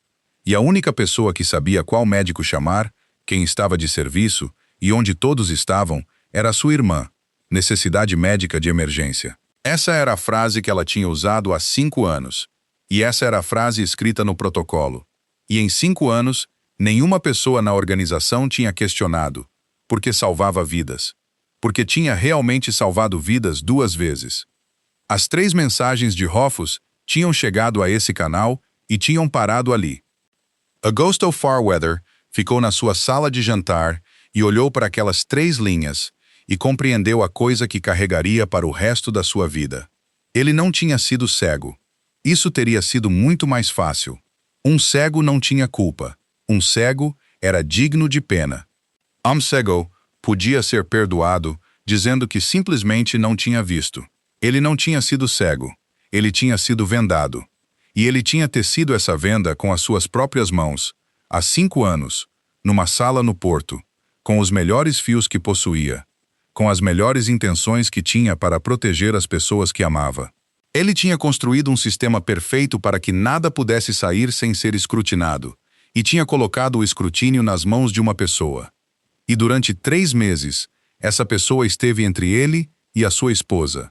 E todas as vezes que alguém tentou alcançá-lo, essa mão estendeu-se e removeu a mensagem, de forma limpa, de acordo com o procedimento, sem violar uma única regra. Nenhum traidor tinha entrado em sua casa. Ninguém tinha forçado a fechadura. A fechadura ainda estava sólida. A fechadura estava a fazer exatamente o que tinha sido projetada para fazer. Agosto sentou-se. Foi a primeira vez que se sentou desde que entrou na sala, e as 3 mulheres notaram, e ninguém falou. Ela leu as 3 mensagens novamente. Depois leu-as mais uma vez. Ele não disse nada por muito tempo. O relógio que o seu pai comprara em 1979 na parede da cozinha tocou 11 vezes, e ninguém na sala de jantar se atreveu a contar, exceto ele. Então Agosto disse, sem levantar a cabeça, a sua voz áspera da maneira que a voz de uma pessoa se torna áspera após demasiado silêncio comprimido em muito pouco tempo. Rufus, você está nesta casa há 31 anos. Sim, senhor, respondeu Rufus. E Agosto perguntou, por que não foi de carro para o aeroporto e me encontrou? Rufus Okonkwo, que o tinha carregado nos braços quando ele tinha 7 anos e lhe tinha partido o braço debaixo da árvore magnólia, olhou diretamente para o seu rosto e disse a única frase que diria nesta história inteira, e ela não perdoou ninguém, nem mesmo a si mesmo. Porque confiei no seu sistema, assim como sua esposa confiou em você. June chegou a casa às 23h40 naquela noite, e pela primeira vez em 3 meses, o portão já estava aberto, e ela soube imediatamente que algo tinha acontecido. Entrou pela porta da cozinha. A sala de jantar estava bem iluminada, e havia 4 pessoas lá dentro, e ninguém falava. E na mesa estavam um conjunto de chaves de carro e um pedaço de papel dobrado em 4 e aberto. Agosto levantou-se quando ela entrou. Ela disse o nome dela, e June, que tinha contado 27 entradas num caderno guardado na sala de vestiário, olhou à volta da sala durante 2 segundos, os mesmos 2 segundos que teve no serviço de urgência, e leu tudo. Você sabe, disse ele. Eu sei, respondeu ela. Então, Cordelia Farweather levantou-se. Ela não levantou a voz. O seu filho encurralou-a durante 40 minutos. Ela tinha perdido tudo em 40 minutos, e sabia disso. E qualquer um poderia ter esperado que uma mulher como essa chorasse, negasse ou implorasse. Ela não fez nada disso. Ela olhou diretamente para June Holland, que ainda usava o seu uniforme de enfermeira e os sapatos que usara durante 16 horas, e disse, você sabe quanto tempo ele ficou ali deitado? Ninguém entendeu o que ela queria dizer, exceto June, porque a máquina de contar atrás dos seus olhos tinha ligado e estava a funcionar, e tinha apanhado algo na voz da mulher. Algo que June tinha ouvido 4.000 vezes em corredores fora dos quartos dos pacientes e que nunca tinha confundido. 21 dias, disse Cordelia. Meu marido entrou para algo menor, algo pequeno, e 3 semanas depois, ele nunca mais saiu. Não por causa da sua condição, mas por causa de uma infecção, por causa de algo que apanhou lá dentro, no próprio lugar que o supostamente curaria. E ela continuou, e a sua voz permaneceu firme. E foi isso que a tornou assustadora, dizendo que ela tinha ficado lá durante 21 dias. Disse que dormiu naquela cadeira. Disse que sabia todos os nomes deles. Disse que aprendeu a ler os números no monitor sem que ninguém a ensinasse. E ao 18º dia, ela soube antes mesmo de entrarem na sala.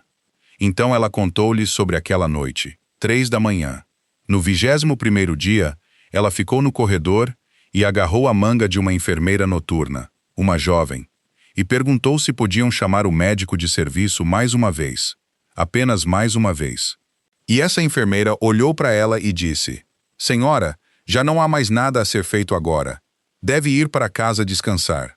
Lembro-me da cara dela, disse Cordelia. Já passaram 22 anos. Ainda me lembro da cara dela. June não disse nada. E eu fui para casa, disse Cordelia. Isso é o que não consigo perdoar. Não a ela. A mim mesma. Ela disse-me para sair, e eu saí. E ele morreu às 5:10. E não havia ninguém no quarto com ele. Então ela disse a coisa que June tinha entendido 30 segundos antes. A última peça a encaixar-se com um som que só ela podia ouvir. Durante 22 anos, Cordelia dirigiu a Fundação Fairweather. $1.800.000 todos os anos para programas de saúde comunitária, discursos de 7 minutos sobre a obrigação moral daqueles que tinham meios.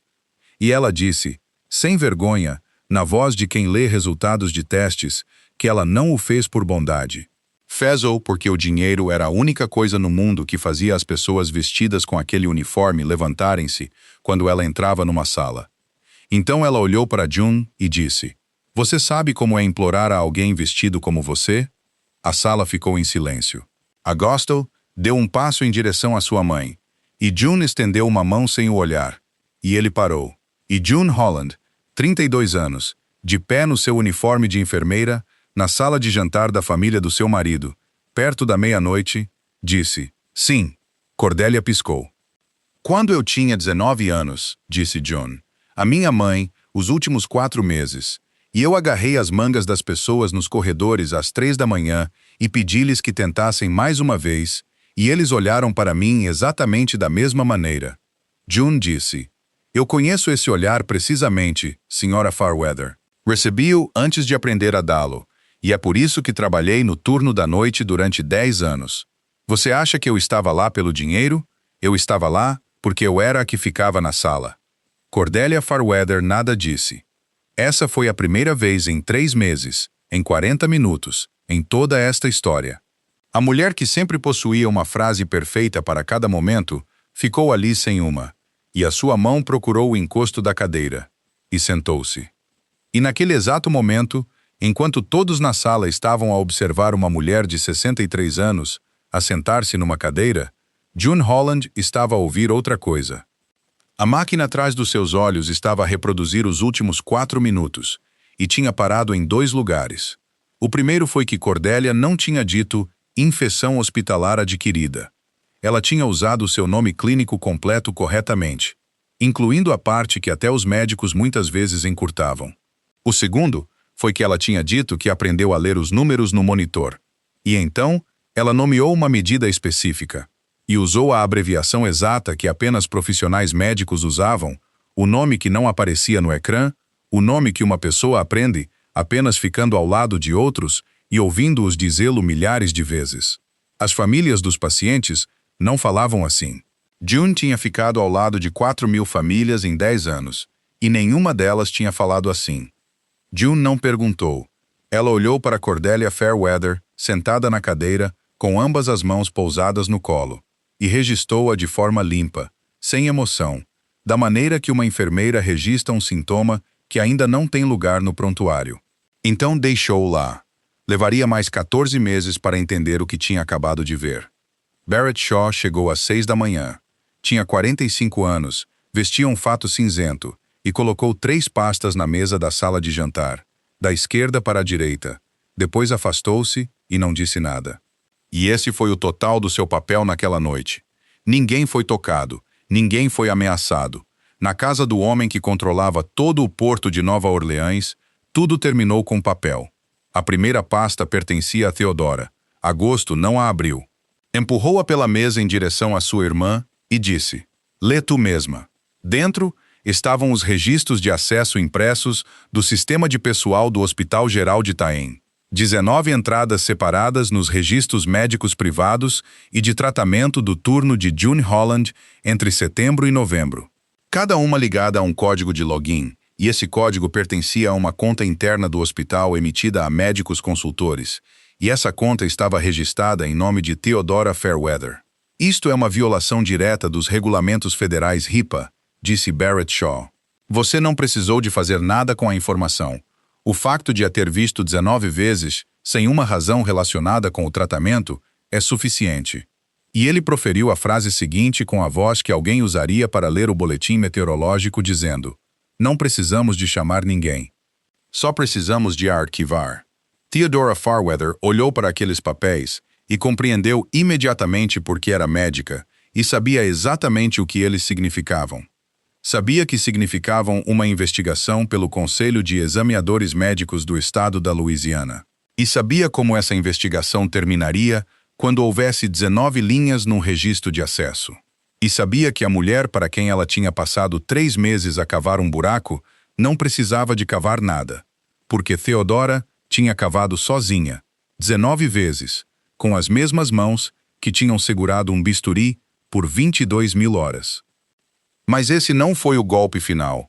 O golpe final veio quando Agosto abriu a segunda pasta e não a entregou a ninguém.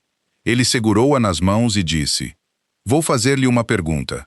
Na noite de 14 de outubro do ano passado, o que você estava a fazer no serviço de urgência de Tulane às 2h40 da manhã, June?" Lianada contra a porta da cozinha, ela levantou a cabeça. Theodora não respondeu, e Agosto continuou tranquilamente, lentamente, sem levantar a voz, dizendo que 2 dos seus homens tinham sido baleados naquela noite. Não 1, 2. O primeiro carro transportava o primeiro homem, e Agosto tinha-o conduzido ele mesmo. O segundo carro transportava um homem chamado Dominic Vela, de 30 anos, que trabalhava no cais número 4, e alguém tinha chamado o médico de família porque esse era o procedimento. O procedimento que o próprio Agosto tinha estabelecido, e o médico de família tinha estado lá às 2h40 antes de Agosto. "Você estava lá antes de mim. Você entrou às 2h40, disse Agosto. Vela foi levado para a sala 7 às 2h52, e Barrett Shaw colocou a segunda folha de papel na mesa, uma cópia da página do registro de visitantes, escrita à mão, a coluna do motivo em branco, a coluna da hora de saída em branco. Então Agosto falou, e foi aí que a sua voz finalmente mudou, não subindo, mas descendo. "Quanto tempo ficou com ele?"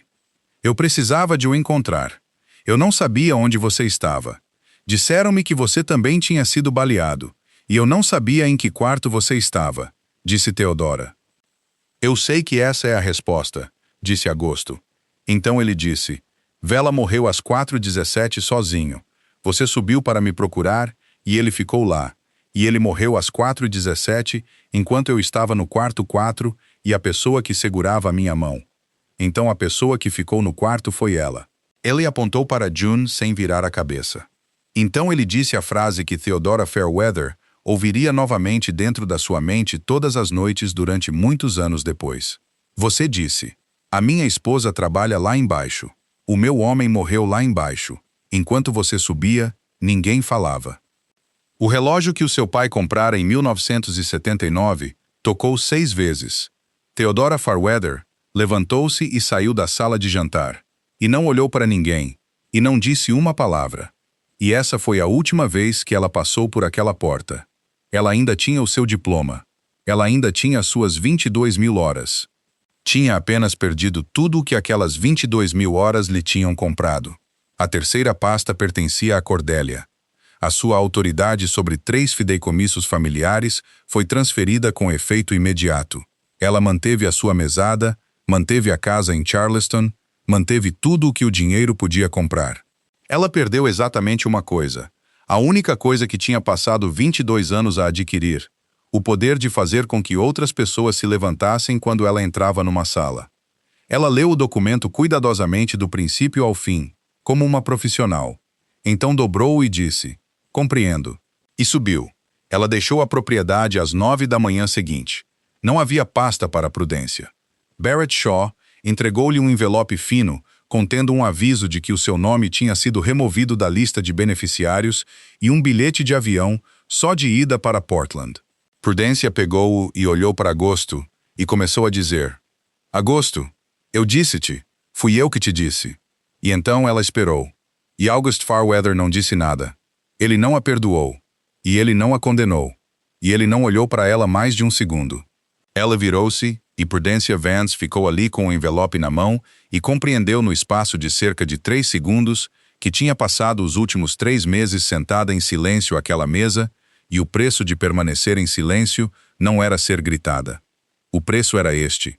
Ela tinha se tornado alguém a quem ele já não precisava de dizer nada. Silêncio era a sentença. Mudaram-se para casa junto ao lago em fevereiro. Ficava a 15 minutos de Bayuchi, uma casa de um só piso, antiga, com telhado de metal e uma varanda de madeira que rangia na terceira tábua sempre que alguém a atravessava. E não tinha portão. Tinha apenas uma estrada de terra, uma caixa de correio e uma porta para a qual June tinha uma chave. Ela carregou-a no bolso durante as 2 primeiras semanas, não porque precisasse de a usar, mas simplesmente para poder tocá-la. Ela ainda não conseguia dormir às 3 da manhã. 10 anos de turnos noturnos não podiam ser desfeitos em 2 semanas, talvez nem em 20 anos. E todas as noites, por volta das 2h50, os seus olhos abriam-se na escuridão e o seu corpo sentava-se direito antes de ela ter tempo de objetar. E ela descia para a cozinha e ficava ali, segurando um copo de água que não bebia. Na 9ª noite, Agosto desceu atrás dela. Ele não perguntou se ela não conseguia dormir. Ele não acendeu a luz de teto. Sentou-se à mesa, na cadeira em frente a ela, exatamente como se tinha sentado no seu apartamento de 646 pés quadrados durante a tempestade, 2 anos antes, e esperou. June, de pé, encostada à pia, disse a coisa que tinha carregado dentro do seu peito durante 92 dias. Vou dizer-te por que fiquei em silêncio. Eu sei, disse ele. Eu tinha medo que, se quebrasse a peça, te perdesse. Não por causa deles, porque pensei que o preço que terias de pagar por escolher entre a tua família e a tua esposa era demasiado alto. E pensei que, se te forçasse a escolher, então mesmo que me escolhesses, daqui a 3 anos, olharias para mim uma manhã e farias o cálculo. Então ela parou. Então ela disse o resto, a parte verdadeira, a parte que não se atrevera a colocar em palavras, nem mesmo para si mesma. Eu não confiei que você fizesse a escolha certa. A cozinha estava muito silenciosa. Algo moveu-se na água lá fora. Alguma criatura. E então o som desapareceu. Agosto não se levantou. Ele não se esticou pela mesa. Ele disse, você tinha razões para não confiar em mim. Algumas, disse ela. Não todas elas. E June Holland, que tinha contado tudo na sua vida, disse, algumas delas inventei porque tinha medo. Meu pai ensinou-me a inventá-las quando eu tinha 19 anos, e tornei-me muito boa nisso. Ele sentou-se com essa frase por muito tempo. Então disse, eu perguntei a Rofus por que ele não foi de carro para o aeroporto e me encontrou. E ele disse que confiou no meu sistema, assim como você confiou em mim. Ela disse, durante esses 3 meses, você protegeu-me de algo do qual eu deveria tê-la protegido. E eu estava em casa durante 41 noites. 41 noites sentei-me àquela mesa, jantei e olhei em volta, pensando que tudo estava bem. E eu sou o homem que toda esta cidade acredita que consegue ler uma sala. Então ele levantou-se. Ele contornou a mesa e parou em frente a ela. E ele não a tocou. E foi isso que June sempre se lembraria daquela noite. Que ele não a puxou contra o seu peito, não lhe pegou na mão, não fez o que os homens faziam quando queriam terminar uma conversa com os seus corpos em vez das suas palavras. Ela ficou ali com ambos os braços ao lado do corpo e olhou para ela, e a luz da pequena lâmpada acima do fogão. John viu o seu rosto. Ele estava a envelhecer. Ela tinha notado isso nas últimas semanas e não tinha dito nada. Não mal, não rapidamente, mas da maneira que os homens que carregam coisas pesadas envelhecem sempre, o peso começando a mostrar-se na linha do maxilar e nos olhos que tinham deixado de esperar descanso. Desculpe, disse ele. Então ele falou novamente, e a sua voz não vacilou. E não se tornou mais alta, e foi por isso que foi diretamente para o centro do seu peito. Não apenas por aquela noite, mas por todos os dias antes dela. June olhou para ele, pensou nos 30 segundos no jardim com Maeve, e na resposta que tinha chegado 1/4 de segundo demasiado rápido. Pensou nas 27 entradas num caderno que ela tinha trancado num cacifo da sala de vestiário, em vez de levar para casa, e compreendeu que a tinha deixado lá porque não a queria dentro daquela casa. E isso revelou algo sobre ela que ela tinha evitado durante 3 meses. Pensou na sua mãe. Você não é quem decide quem vive. Você é quem fica na sala. E June Holland disse, eu não sei mais nada. Ela não disse, eu perdoo-te. Ela tinha ficado ao lado das camas de 4.000 pessoas ao longo de 10 anos. E tinha aprendido que algumas coisas não podiam ser ditas antes da hora certa. E que dizê-las demasiado cedo não era bondade. Era covardia a usar as roupas da bondade. Ela ainda não estava lá. Ela estava aqui, no lugar onde as pessoas reconheciam que o que tinha acontecido, e olhavam para isso e escolhiam, de olhos abertos, continuar. Era o início da estrada, não o fim, mas era uma estrada. Ela estendeu a mão direita e colocou-a contra o peito dele. Nada mais. O gesto de uma pessoa a verificar se algo era real. O gesto que ela tinha feito 40.000 vezes com estranhos, enquanto procurava um batimento cardíaco. E desta vez, ela não contou. Ele colocou a sua mão sobre a dela e segurou-a ali. E eles ficaram assim na cozinha às 3 da manhã. Duas pessoas que não conseguiam dormir. Enquanto lá fora, o lago jazia escuro e calmo, e pela primeira vez em 92 noites, a máquina de contar por trás dos olhos de June finalmente emudeceu. A sua filha nasceu numa manhã de setembro, num pequeno hospital em Lafayette, a 2 horas de Nova Orleans, um lugar que não aparecia em nenhuma lista, não pertencia a nenhum sistema. Um médico em Ashner poderia procurar. E Agosto escolheu-o por essa razão e por outra, porque a sala de espera dava para uma fileira de carvalhos, e porque June disse que gostava da cadeira. O trabalho de parto durou 15 horas. June Holland, que tinha ficado ao lado das camas de 4.000 pessoas ao longo de 10 anos, deitou-se naquela cama pela primeira vez, e ela odiou cada minuto disso, e disse-o em palavras que nunca mais repetiria depois disso. Agosto ficou às 15 horas. Ela não tentou tornar as coisas mais bonitas do que eram. Ele não disse, "Você está a ir tão bem", ou "Já quase acabou", ou qualquer uma das coisas que as pessoas dizem para se consolarem. Ele simplesmente ficou na sala. O bebê nasceu às 7h10 da manhã, saudável, e chorou tão alto que uma das enfermeiras riu. E tinha uma cabeça cheia de cabelo preto, tão grosso que todos se maravilhavam. De onde veio todo este cabelo?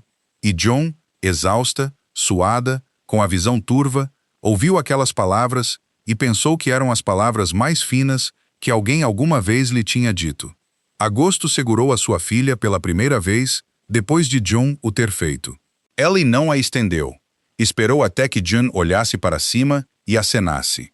E então ele estendeu ambas as mãos e recebeu a criança com o cuidado de um homem que tinha passado a sua vida inteira a segurar coisas que podiam quebrar e que nunca tinha tido tanto medo de quebrar nada.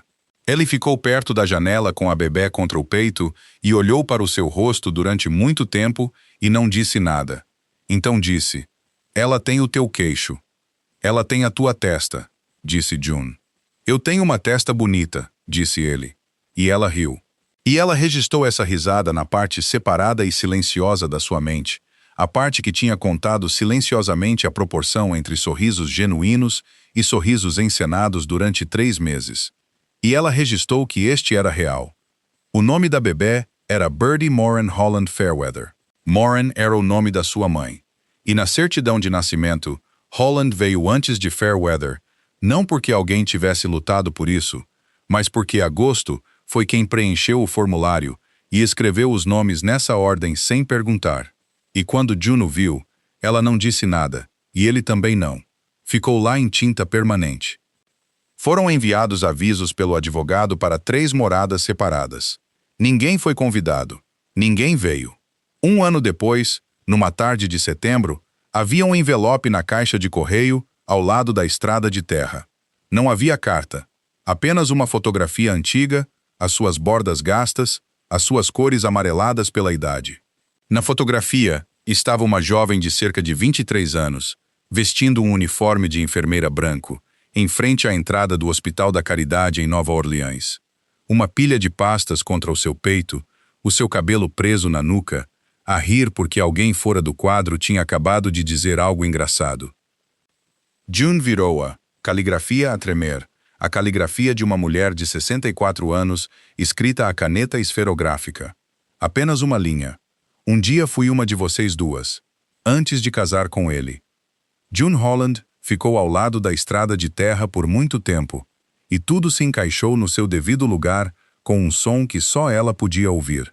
O termo clínico completo que Cordelia tinha dito sem hesitação, a abreviação de uma medida que não aparecia no monitor, o nome que uma pessoa aprende apenas ficando ao lado de outros e ouvindo-os dizê-lo milhares de vezes. Cordélia tinha dito que aprendera a ler aqueles números, que ninguém a tinha ensinado. Ela tinha mentido, não para June, mas dentro da sua própria acusação. Porque às 3 da manhã do 21º dia, quando Cordélia Fairweather agarrou a manga de uma enfermeira noturna no corredor e implorou por mais uma tentativa, ela não estava a implorar a uma estranha. Ela estava a implorar a exata versão de si mesma, que tinha descartado 22 anos antes para entrar numa casa com colunas brancas e um código de portão. E essa jovem olhou para ela e disse a mesma frase que Cordélia tinha dito a outras pessoas centenas de vezes. E Cordélia foi para casa. 22 anos a gerir uma fundação médica não tinham sido sobre vingar-se de pessoas que usavam aquele uniforme. Tinha sido sobre provar que tinha feito a escolha certa quando o tirou. E então o seu filho trouxe para casa uma mulher que tinha escolhido de forma diferente, e não tinha morrido, e não se tinha arrependido, e sentou-se na cadeira de Cordélia. John levou a fotografia para a cozinha, pendeu-a na porta do frigorífico com um ímã em forma de caranguejo. Birdie gostava de não perdoar. Ela deixou-a lá para lembrar exatamente o que aconteceu a uma mulher que acreditava que tinha sido forçada a escolher. Às 3 da manhã, June acordou porque ela sempre acordava às 3 da manhã, e 10 anos não podiam ser desfeitos. Mas ela não ia trabalhar. Birdie estava acordada no seu berço, a falar com o teto numa linguagem que só ela entendia. E June pegou-a e levou-a para baixo e ficou perto da janela. E o bebê estava quente e pesado e cheirava a uma criança que tinha dormido o suficiente. E June Holland fez o que sempre fazia quando segurava um ser humano nos braços. Contou as respirações. 1, 2, 3. Mas desta vez, não foi para manter alguém vivo. Desta vez, foi apenas para ouvir. Ela tinha salvo 300 pessoas em 10 anos e tinha ficado do lado de fora de um portão durante 3 meses. E agora, ela estava na sua própria cozinha, às 3 da manhã, com a sua filha nos braços. E ela não estava a vigiar nada. Ela estava simplesmente acordada porque queria estar acordada. Se a história de June tocou algo em você, por favor, deixe um like e partilhe com alguém que você conheça, que também está a sorrir através de coisas que nunca deveria ter de suportar. E não se esqueça de subscrever o nosso canal para que você possa ouvir muitas mais histórias cativantes todos os dias. Como é que esta história te fez sentir? E qual parte da jornada de June ficou com você mais? Deixe um comentário e diga-nos, porque queremos realmente ouvir os sentimentos que vêm do fundo do seu coração. Que você e a sua família tenham sempre saúde abundante, uma vida alegre e paz em todos os dias.